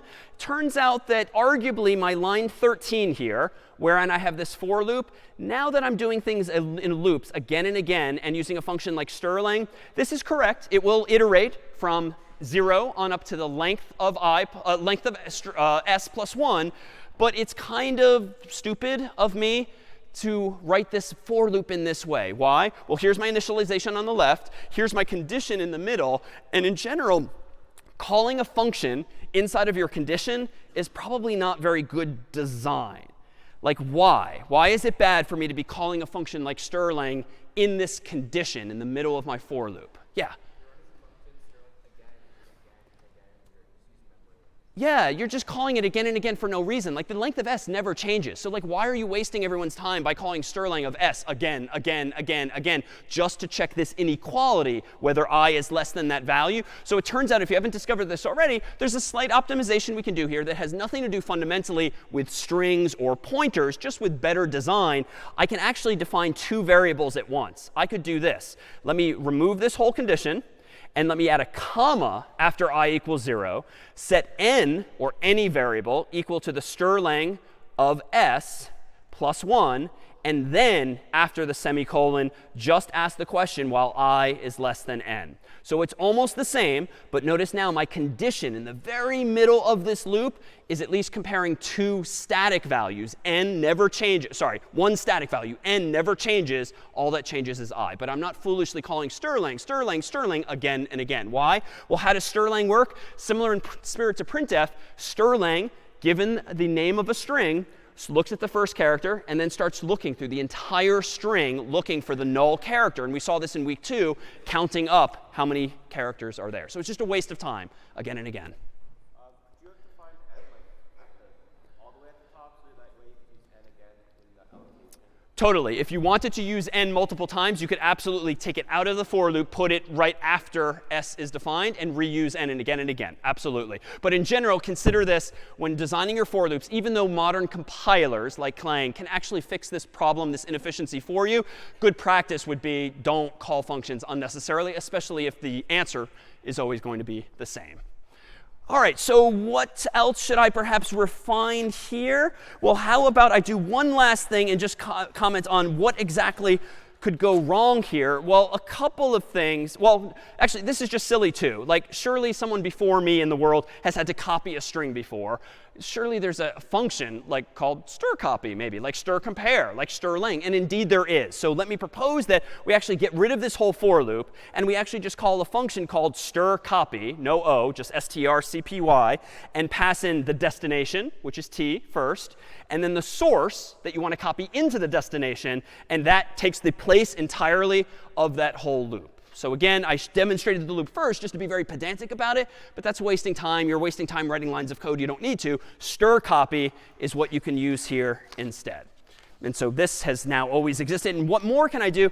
Well, as a one final point, it turns out that there's actually things that can go wrong in this code, even besides the string being too short. Like if the human just hits enter and there are no characters, I don't want to blindly capitalize the first character that doesn't exist. That's why I added that if condition. But there's other things that can go wrong, and we introduced those to you today. It turns out that functions like getString and functions like malloc return potentially a special value. And wonderfully confusingly, it's also called null, but with two L's. All right, so left hand and right hand weren't talking so well like decades ago. NUL is a \0. It's a single character, as it always has been for a couple of weeks now. NULL is technically a pointer. It's an address, but it's address 0. It's like the top left-hand corner, if you will, of your computer's memory that just nothing is ever supposed to go in by convention. So null is a synonym for 0, but it's specifically an address. Now, why is this useful? Well, suppose that in my code here, something goes wrong with getString. Suppose you're being a little crazy and you type in way too long of a string. It's not just hi, but it's like an entire essay of text, and there's not enough memory in the computer. How does getString signal to the programmer, whoa, like that's way too big of a string. I can't fit it in memory. Well, we've never told you this, but all of this time, it turns out that getString will return this special value called null if something goes wrong. So to be really careful now, you should do something like this. If s equals literally null, then you better exit the program entirely and return like 1 or 2 or 3 to signify that something went wrong. Don't go any further.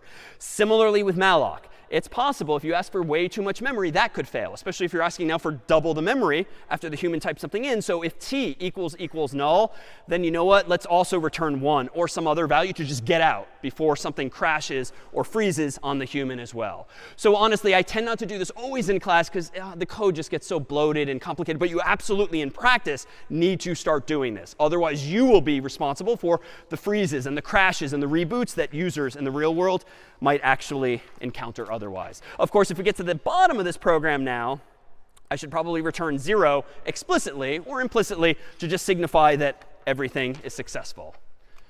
But there's one other thing I haven't done. We introduced malloc, but what did I claim also existed? So free. I'm also being a little reckless now. Here I am not practicing what I'm preaching. I'm asking the computer for memory via getString. I'm asking the computer for more memory via malloc, and I'm never technically handing it back. So really what I should be doing at the very bottom of my program too is freeing the memory I've asked for. So henceforth, it is a rule, a law, if you will, in C. Whenever you allocate memory with malloc, or certain other functions as well, you, the programmer, must free it when you're all done with it. Now, this is a bit of an overstatement because technically when programs quit, they'll free the memory automatically. So you're not going to break someone's Mac or PC because you necessarily have this bug. But for programs that are running all the time, like someone keeps a Chrome, their browser open, Microsoft Word or the like, bad things will happen if over time you never call free and the program keeps running. So always get into this habit here. You do not need to free memory that comes from getString because the CS50 library automatically frees it for you. But you, anytime you use malloc henceforth, as you did or I did here, you must free that by just passing in the same address you got back. Questions now on malloc and free? Questions? Yeah.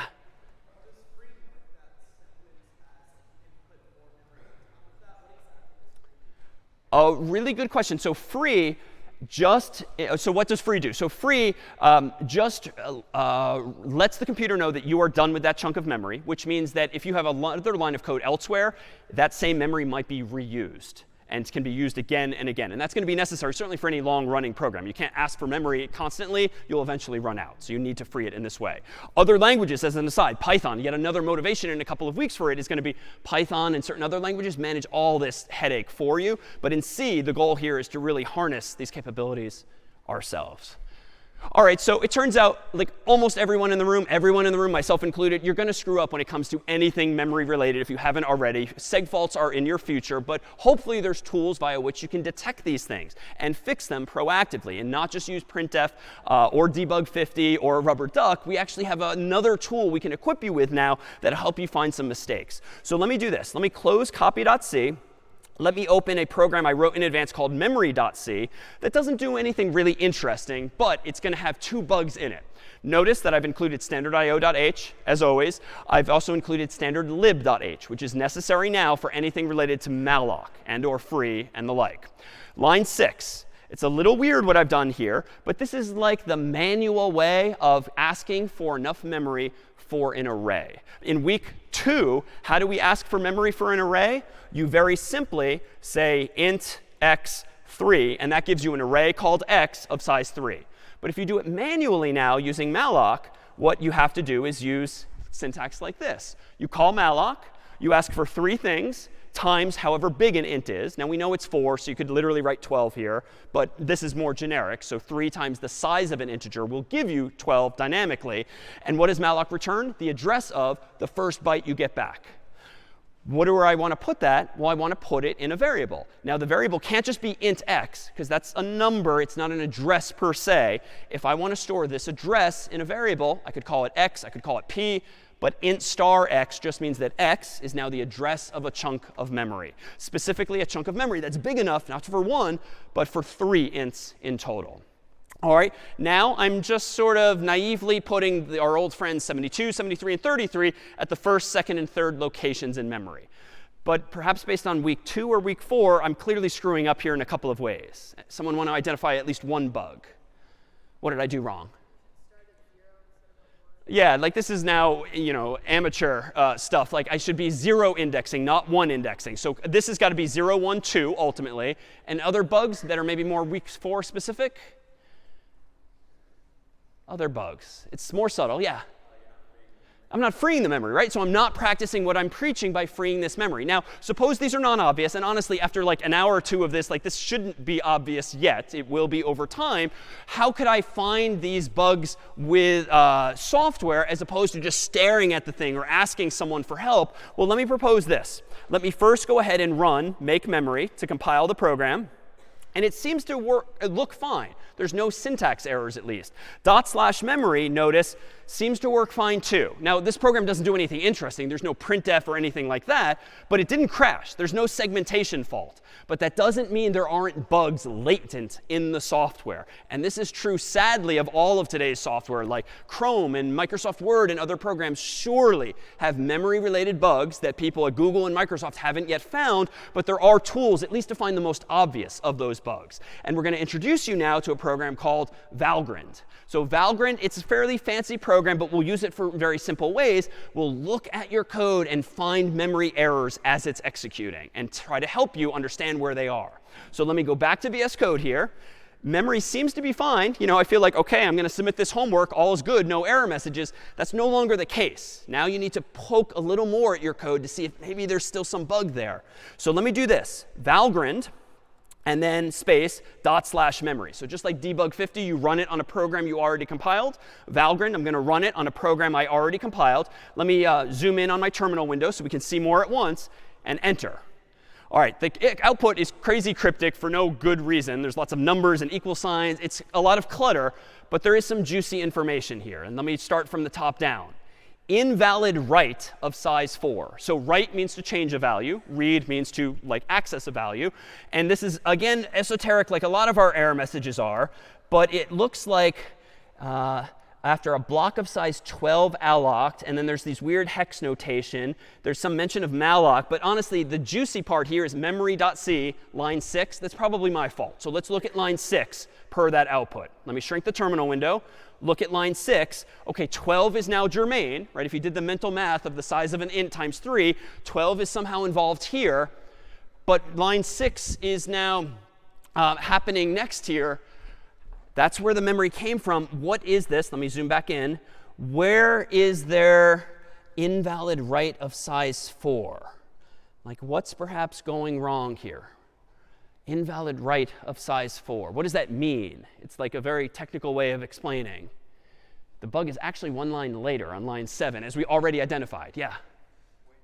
Indeed, and I misspoke a moment ago. The bug actually arises here with line 9. So after the allocation of memory, I'm somehow writing 4 bytes incorrectly. And unfortunately, the onus is kind of on you to sort of think through deductively, like, what could that mean? But I'm clearly touching 4 bytes of memory in these few lines of code that I shouldn't be. And hopefully here, as the light bulb already went off earlier, oh, I'm not 0 indexing. OK, that must mean that x bracket 3, as you note, is just too far past the chunk of memory. So I'm invalidly writing to 4 bytes that I shouldn't be. So again, it's not super obvious. This is not super user-friendly, but at least it does give you a clue as to where that bug is. So the fix there is going to be quite simply to change the 1 to a 0, the 2 to a 1, and the 3 to a 2.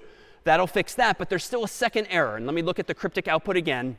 Heap summary, some stuff there. OK, this does not sound good down here. 12 bytes in 1 blocks are definitely lost in loss record 1 of 1. Very arcane output 2, but clearly related to line 6 again, our allocation of memory.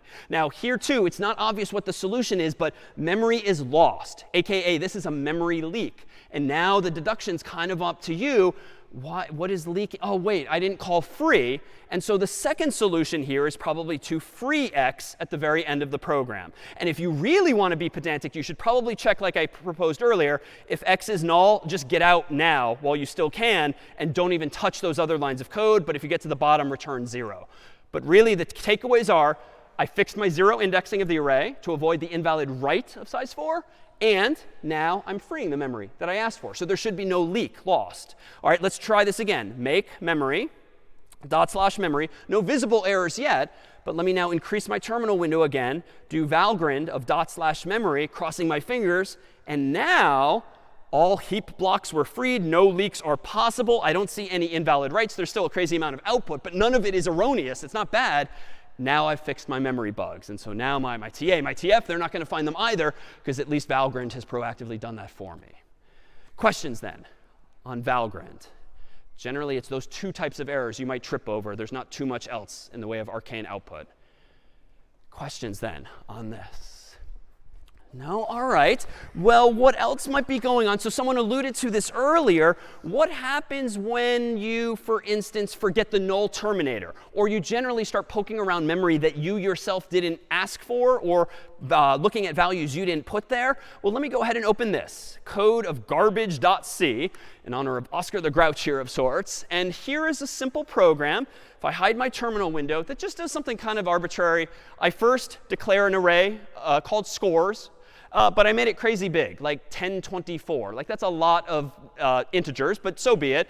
And then I iterate over those integers, and I print each of those scores out. So I'm using week 2 syntax here. But based on this program, what have I clearly not done that I did do back in week 2? I've allocated the array. I'm printing the array, but.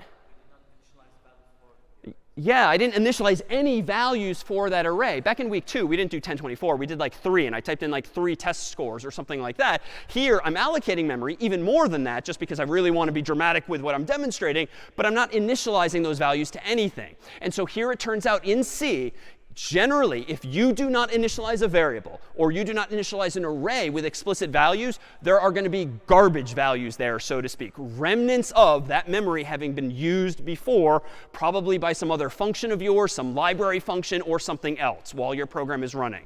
Not a huge deal with a super small program like this, but for anything sizable, memory is going to be used and unused and used and unused. That is mallocked and freed again and again. There's going to be lots of garbage values in the computer's memory by default. So if I open my terminal window here, Let me do make garbage. Let me zoom in on my terminal so we can see the output. When I run /garbage, theoretically, I should see 1,024 integers, but none of which have been initialized. Now, I'm going to get lucky with some of them. And it looks like, wow, OK, a lot of them are initialized to 0. And C does, in some contexts, initialize memory for you to 0, at least at the beginning, but not again and again typically. But if I start scrolling backwards in time at this array of size 1024, where did these values come from? So just random positive and negative numbers interspersed among the zeros? Well, that's because I'm literally poking around on a random 1,024 bytes of the computer's memory. Who knows what's there? So the lesson here is that garbage values are indeed this like term of art. It means that a variable that you might have defined, that you might have declared, if you don't give it an explicit value, who knows what's going to be there? And the lesson here is just don't do that. Always initialize variables to something, either yourself or prompting the human for it. Questions about garbage values. You'll see them sometimes if you print things you shouldn't or touch arrays beyond their boundaries.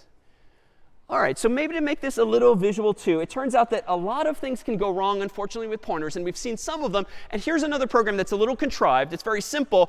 And it just is about manipulating values. It doesn't do anything useful per se, except demonstrate some of today's concepts. So in main here, let me propose that we declare a pointer called x that's going to store eventually the address of an integer, apparently. Here's another one called y that's going to store the address of an integer as well. Here now, I'm allocating enough memory to fit one integer. Now, technically, it's 4. We know that. But size of int just gives me that answer dynamically. So it will work on all systems. And I'm going to store the address that malloc finds for me in x. Then I go to x and put the number 42 there. All right, y, it's the sort of meaning of life, the universe, and everything here. But star x, again, just means go to that address and put a value there. So y, I don't know, but it's just correct at this point. But what about this line here? Star y equals 13. Unlucky in this case. What's bad about this line here, star y? It's a combination now of today's primitives and that point here. Yeah? Yeah, we didn't ask the computer to allocate any space. So y was not initialized with an equal sign at any point to anything. And so what is inside y, so to speak? Like a garbage value. Maybe it's 0, which isn't bad because at least it's nice and simple. But maybe it's some crazy large positive number, some crazy large negative number. Either way, odds are if I go to this address or that address randomly with star y, bad things are going to happen. And so let me go ahead and propose, well, let's not do that. Let's actually do this instead. Assign y equal to x. And we've done that before. And then I can go to y now and change what was a 42 to a 13. Again, why? This is just for educational sake. But for now, this does not crash, because I only dereference y with star y after actually giving it a value, albeit a duplicate value, similar to our copy example earlier. So our friends at Stanford have put together a wonderful visual. It's about 2 minutes long. Allow me to dramatically dim the lights, if we could, and play with what happens with memory when you do bad things like this. Hey, Binky, wake up. It's time for pointer fun. What's that? Learn about pointers. Oh, goody! Well, to get started, I guess we're going to need a couple pointers. Okay, this code allocates 2 pointers which can point to integers. Okay, well, I see the 2 pointers, but they don't seem to be pointing to anything. That's right. Initially, pointers don't point to anything. The things they point to are called pointees, and setting them up's a separate step. Oh, right. I knew that. The pointees are separate. So, how do you allocate a pointee? Okay. Well, this code allocates a new integer pointee, and this part sets x to point to it. Hey, that looks better. So make it do something. Okay, I'll dereference the pointer x to store the number 42 into its pointee. For this trick, I'll need my magic wand of dereferencing. Your magic wand of dereferencing? That's great. This is what the code looks like. I'll just set up the number and... Hey, look, there it goes. So doing a dereference on x follows the arrow to access its pointee, in this case to store 42 in there. Hey, try using it to store the number 13 through the other pointer, y. Okay, I'll just go over here to y and get the number 13 set up, and then take the wand of dereferencing and just... Whoa! Oh, hey, that didn't work. Say, Binky, I don't think dereferencing y is a good idea, because, setting up the pointee is a separate step, and I don't think we ever did it. Good point. Yeah, we allocated the pointer y, but we never set it to point to a pointee. Very observant. Hey, you're looking good there, Binky. Can you fix it so that y points to the same pointee as x? Sure, I'll use my magic wand of pointer assignment. Is that going to be a problem like before? No, this doesn't touch the pointees. It just changes one pointer to point to the same thing as another. Oh, I see. Now y points to the same place as x. So wait, now y is fixed. It has a pointee. So you can try the wand of dereferencing again to send the 13 over. Okay, here goes. Hey, look at that. Now dereferencing works on y. And because the pointers are sharing that one pointee, they both see the 13. Yeah, sharing, whatever. So are we going to switch places now? Oh, look, we're out of time. But Our thanks to Professor Nick Parlante of Stanford for spending a huge amount of time doing stop motion animation for that. But hopefully now you have a sense of what too can go wrong when you misuse memory in this way. But at the end of the day, we really only have these 4 new building blocks today, like the star operator, the ampersand operator, malloc, and free. And really with that and the underlying understanding of what your computer is doing underneath the hood, we have this way now to really manipulate things in memory, for better or for worse, and eventually we'll see how we can build things. But we can also now use today's primitives to better explain some things that we've been asking you to take for granted over the past several weeks. So for instance, let me propose that we do one volunteer up here if we could. Could we get one volunteer who's just, you want to come straight up? Yep, right in the middle. Come on. You'll have to take a left or a right there.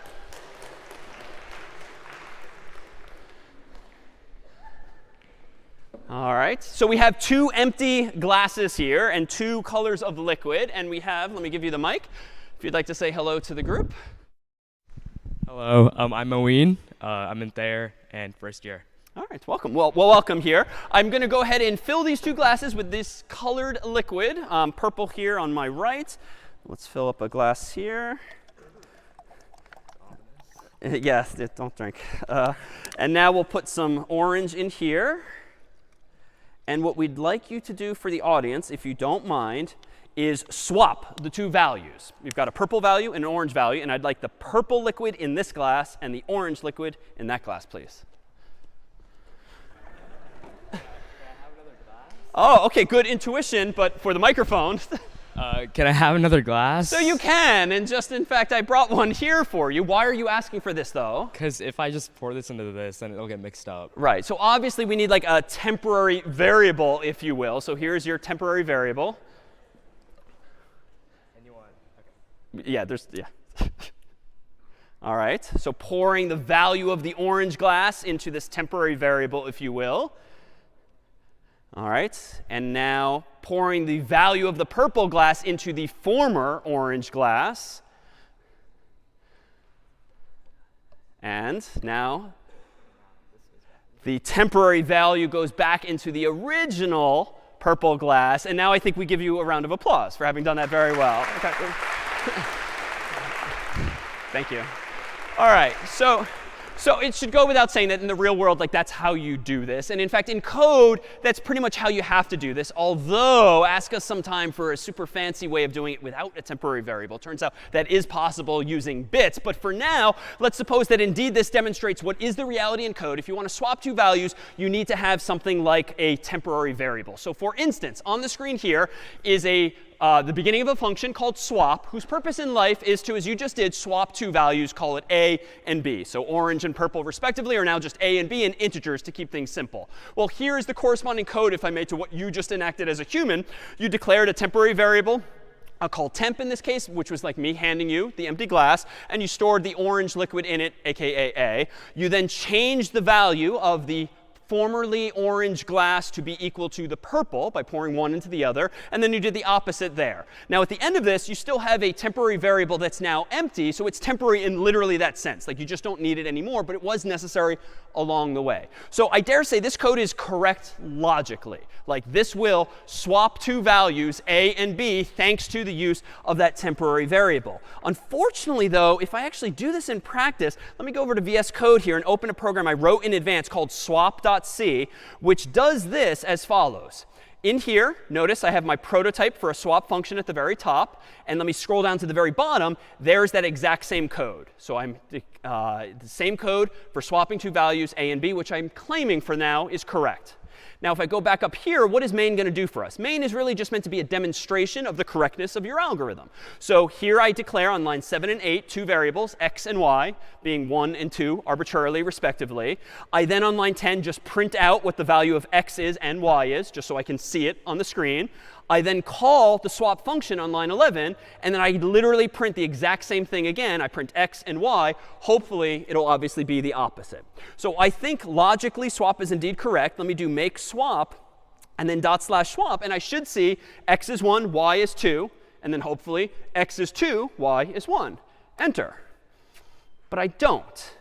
And it did work in the sense that the code compiled, the code ran. So it's not like some bug in that sense. But because I don't quite understand what's going on underneath the hood, at least as of right now or prior weeks, this code here is indeed buggy in some way. But does anyone have an intuition, perhaps based on today's discussion, as to like why this code, while logically correct, clearly works in reality, apparently does not work in C? Any intuition? Yeah. Perfect. And to summarize, here's that term of art I promised. When you call a function and pass in two arguments, like a and b, you're passing those arguments by value. So copies of those values effectively. And so when swap is actually called here, when you pass in x and y, we call them a and b, but that's just a convention. We could call the parameters anything we want.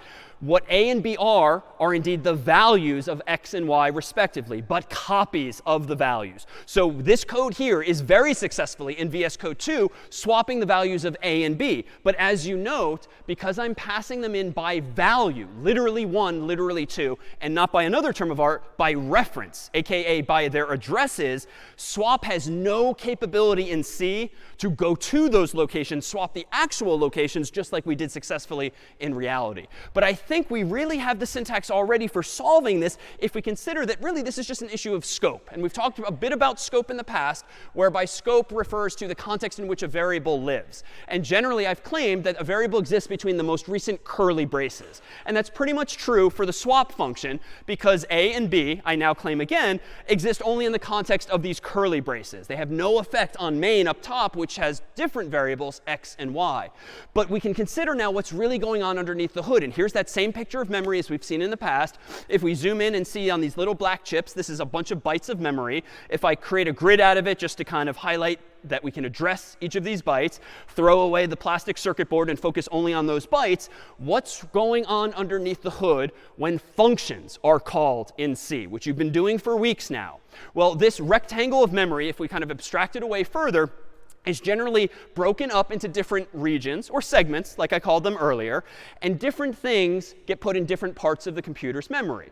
And without getting too into the weeds, when you double click a program on your Mac or PC, or when you do /something on a Linux, you are loading your machine code into the computer's memory from the computer's hard drive. So all the zeros and ones that compose Microsoft Word or Chrome or whatever are loaded into the computer's memory or RAM. And by convention, it's put up top in the so-called machine code area. And that's how the CPU has access to them quickly at that.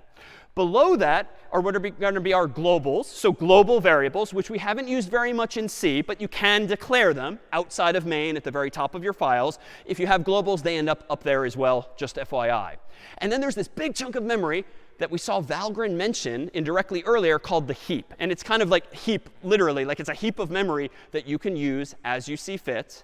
And the heap is where malloc grabs memory from. So initially, there's nothing in the heap. It's just a big chunk of free space. Anytime you call malloc, malloc kind of carves out from the heap area more and more bytes. And malloc keeps track of essentially which bytes have already been allocated. So initially, it looks empty, but different bytes, squares, if you will, keep getting requested again and again as a program runs, thanks to functions like malloc. And it grows, if you will, conceptually down. So the more and more memory you request from malloc, it starts up here, but then the next chunk you get is down here conceptually. The next chunk is down here, down here. So it kind of fills the available space in the computer's overall memory. But there's this other chunk of memory called the stack.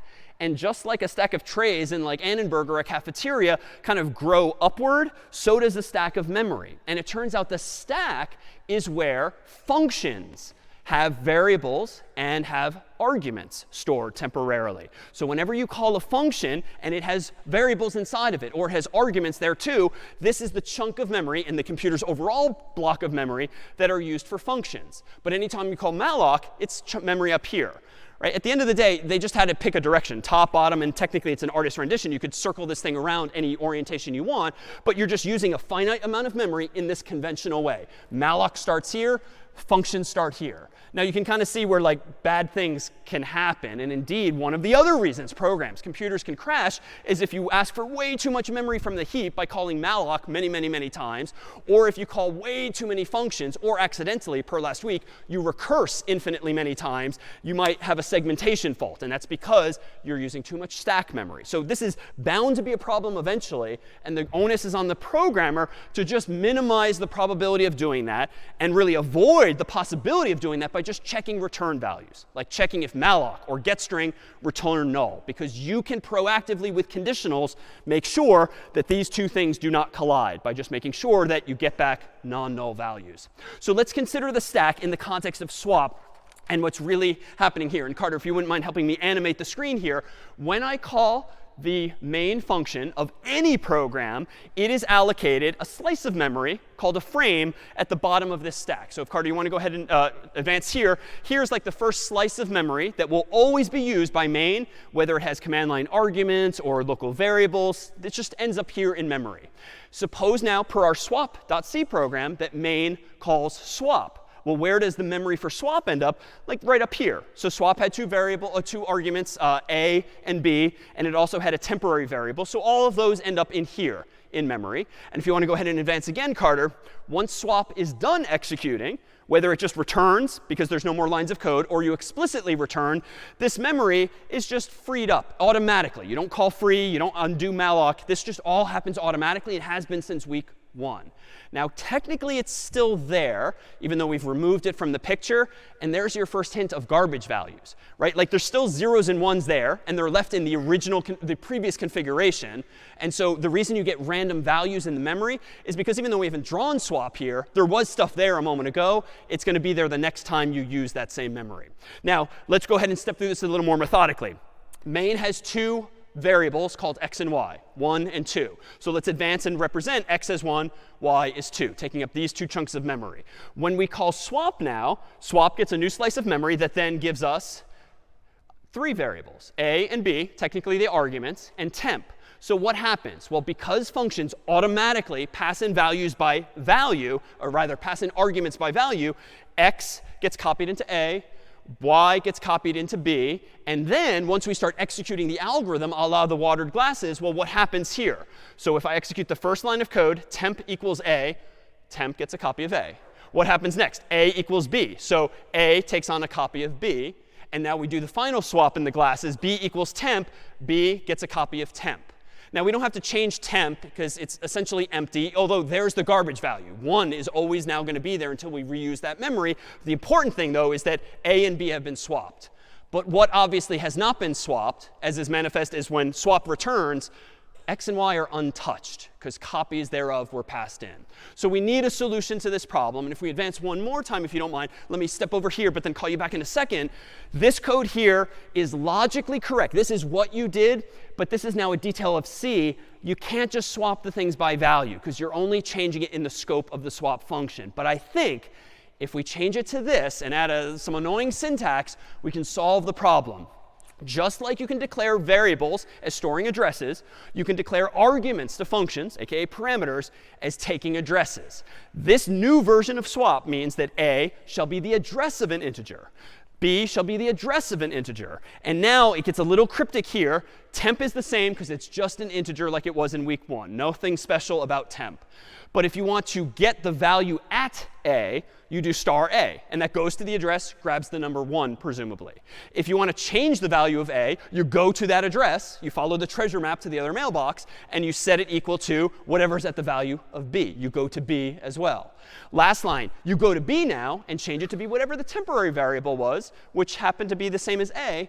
so that's where the final value gets swapped. But here, there's a lot more like crisscrossing metaphorically across the stage where you're going to all of these different addresses in the swap function to make these changes. So if we advance now to the pictorial version of this, here's the same story as before with main.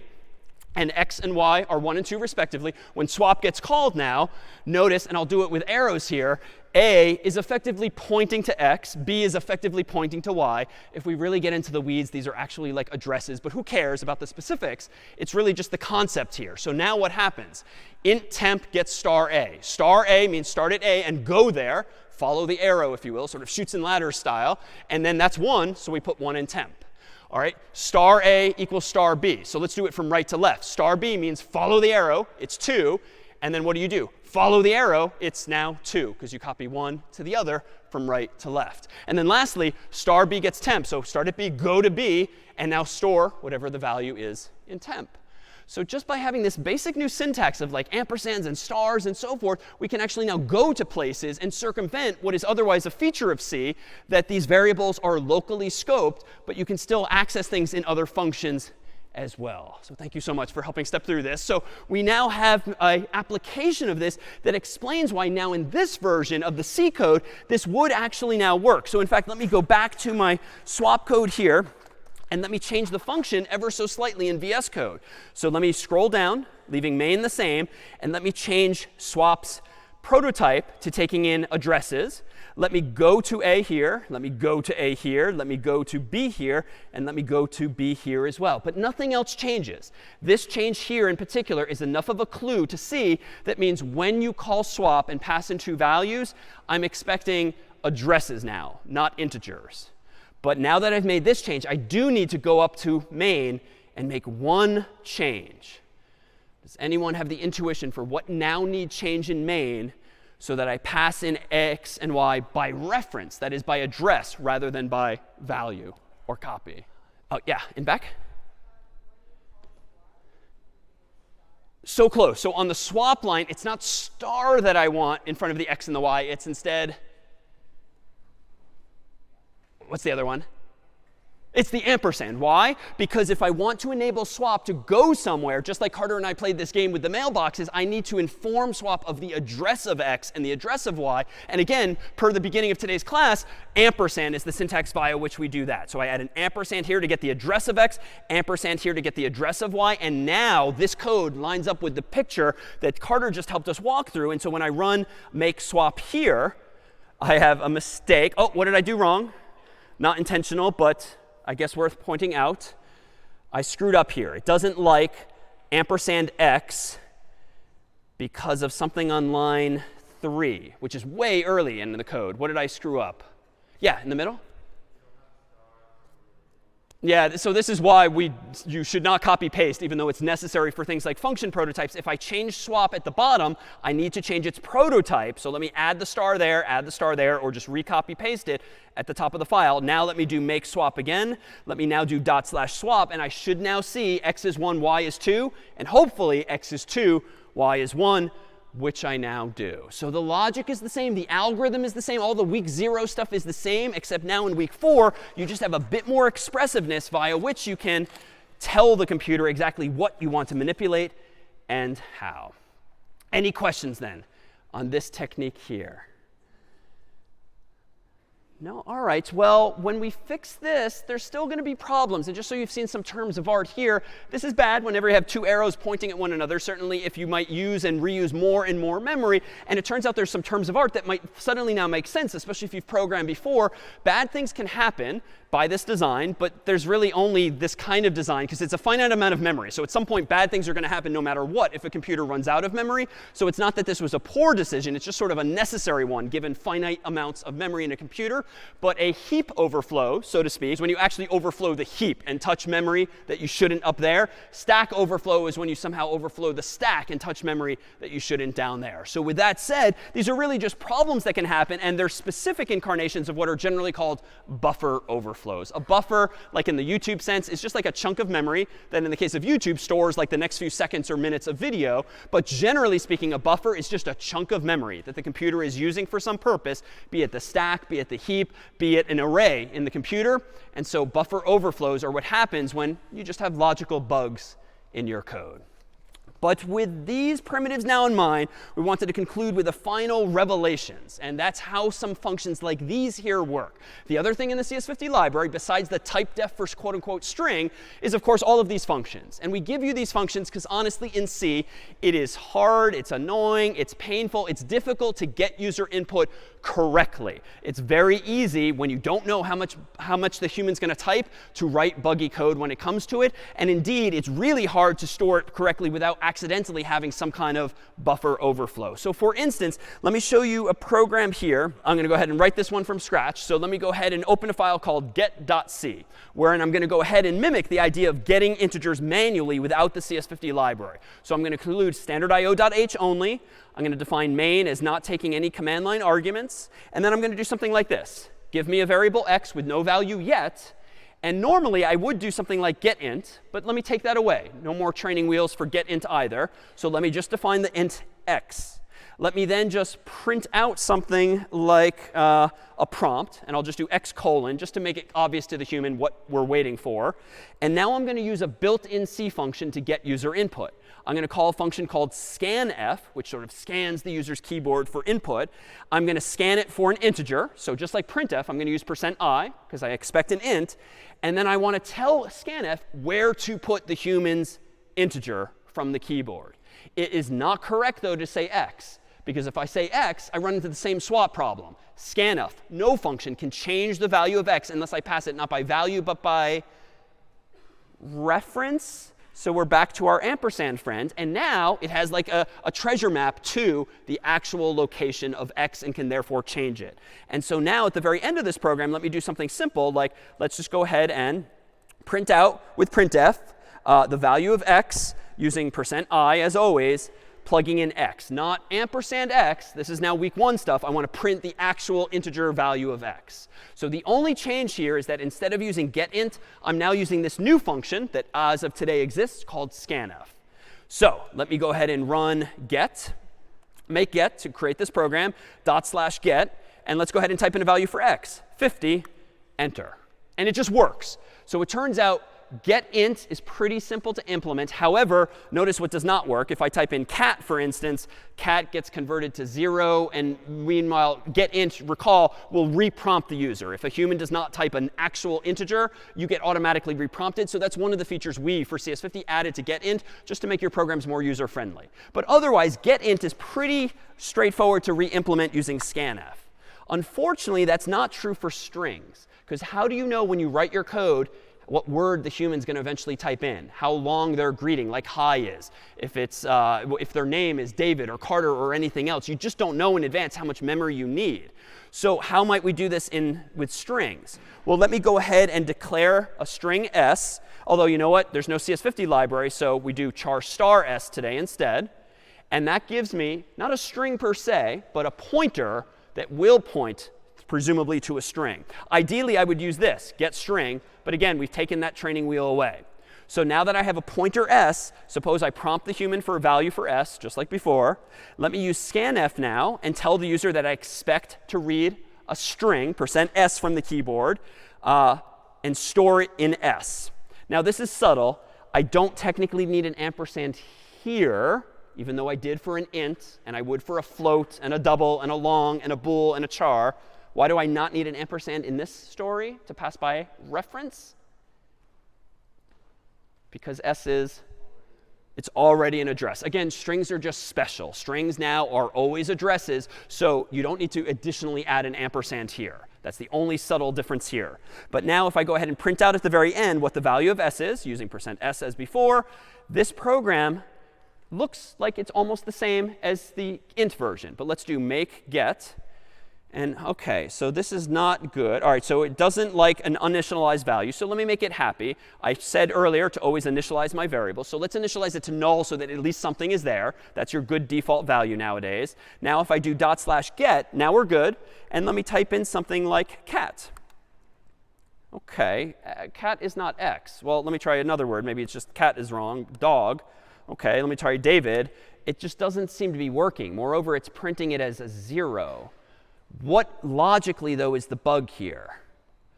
Scanf worked a moment ago for integers, but it's not working for strings. And it seems to be forgetting CAT. It's forgetting DOG. It's forgetting DAVID. Why? What's happening here? Think back to our yellow pictures of memory. When yeah. It might be reading just the null itself because S is being initialized to null. And what step have I forgotten from just like a few minutes ago? What did I not actually request of the computer? Like actual memory to store the CAT, the DOG, the DAVID, right? There's nowhere have I asked the computer for some amount of memory. And so technically, it might be reading it into some garbage location. And that's really the problem here. S is initialized to null now. And so in fact, it is printing 0 as null. But I'm not seeing any of the other letters because there was nowhere to put them. CAT, DOG, DAVID, because I didn't ask for 3 bytes, 4 bytes, 5 bytes, 100 bytes. There's no use of malloc. There's no use of an array. There's no memory allocated for anything other than the pointer itself. And this is where, honestly, life gets hard with scanf. Like, I could solve this problem in a couple of ways. Let me go ahead and do this. Instead of declaring S to be a pointer, let me declare S to actually be an array of 4 chars. And now, let me go ahead and recompile the code. So make get /get, and I'll type in cat now. That now works. Why? Well, I'm allocating an explicit array of size 4, enough for a 1, 2, 3 letters plus a null character.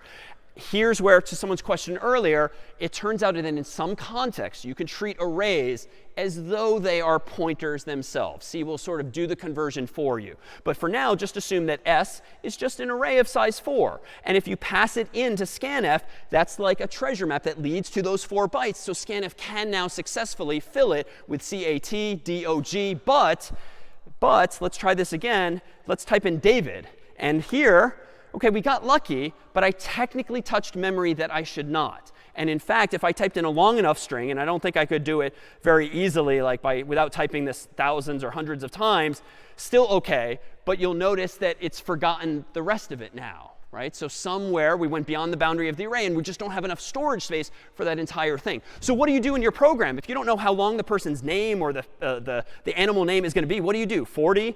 400, 4,000, 40,000? Like, at some point, you have to draw a line in the sand. And that's why, like, getting user input is so annoying in a language like C. And that's why getString exists. What we do, if you're curious, is we look at the user's input, and we take baby steps. We look at it 1 character at a time. And every time we see another character, we actually call malloc again and say, no, I need more than 1 byte. I need 2. Oh, wait, they typed in 3 letters. I need 3 instead of 2. Oh, I need 4 instead of 2. And we have this crazy loop, essentially, that keeps asking for more and more memory, but by taking baby steps. And honestly, if you all had to do that in week 1, my God, like, we couldn't even write hello world anymore. And so that's why these training wheels exist, at least early on. And that's why in higher level languages, like in Python, you don't have to do this at all. It just works as you'd expect. So what more can we do? Well, you'll see in problem set 4 this coming week, if I open up an example like this, phonebook.c, you'll see that you can manipulate files now that you have a vocabulary for pointers. It's going to be new quickly, but here we have an example of how I have a program using some familiar libraries here. But as I claim in my comment, this saves names and numbers to a CSV file. All of my examples thus far, I type in some words, I type in some names and some phone numbers, and they disappear because we only store them in memory. But if you want to store data in like a CSV file, comma, separated values, which is like a simple spreadsheet, like Excel and Apple Numbers and Google Sheets can open, you can actually do this yourself. So just as a teaser for this week, here on line 9, I'm using a new data type, not a CS50 thing. This is a C thing called file. But if you want to manipulate files, you need to use addresses, that is pointers. So here is me creating a variable called file that's going to point to an actual file on the hard drive, on the server or your Mac or PC. fopen is going to be a new function you'll use that will open a file. And it will return effectively a pointer thereto in memory. The file name I want to open is phonebook.csv. And in this example, it's going to be append mode. It will keep allowing me to add more and more names and numbers to this file. Here's some old getString stuff, because I'm not going to reinvent getString with scanf. But down here is a slightly new function. It's not printf, but fprintf. And it turns out it's very easy to print things not to the screen, but to a file with fprintf. And it takes an additional argument. Instead of starting with the quoted string, you'll have to like say what file you want to write to. And fprintf will figure out how to get the bits into that file, passing in something like name, comma, number. So if I run this somewhat quickly here, let me do this. Let me pre-create a file called phonebook. phonebook.csv. And in phonebook.csv, I'm going to create a temporary row here, name, comma, number, just so that there's something in this file. And now let me go ahead and do this and split my screen here. If I have phonebook.csv on the right and phonebook.c on the left, let me compile, make phonebook, which is the C version, /phonebook, and now I'm prompted for a name and a number. So I'll type in David, and then, for instance, +1 949 468 2750. Enter. Oh, damn it. Bug. Pretend that didn't happen. I forgot to hit enter in the file. So let's do this again. If I run the program again, David, and +1 949 468 2750, enter, it's been saved now to the file. And if I close this file and I reopen code of phonebook.csv, you'll see that the file is persisting. And if I downloaded this to my Mac or my PC, I could double click the CSV file and voila, Excel would open up, or Apple Numbers or the like, and I've actually created an actual CSV file. If you're smiling because I keep repeating my phone number out loud, I would encourage you to call or text that number sometime. It might very well be an Easter egg of sorts. But via these functions here, do we have now the ability to write files, input and output. And among the goals then for this week, as we'll see, are to actually play with images in the spirit of something like Instagram filters or the like. And we'll introduce you, for instance, to a file format called BMPs, which, to come full circle to the start of class, are just maps of bits, but more than just single bits for white and black, but rather colorful patterns as well. And we'll give you images like this of the Weeks Bridge here across the river at Harvard. And you've run, after writing your own code in C and understanding how the data is stored in the computer's memory, you'll be able to apply your own Instagram-like filters to make things grayscale instead, or sepia in this case. You can even flip the bits around so that the thing is a mirror image. You can blur things further, or if you really are feeling more comfortable, you can even write code that finds the edges of the image and creates works of art like these. So all that and more in problem set 4. We will see you next time.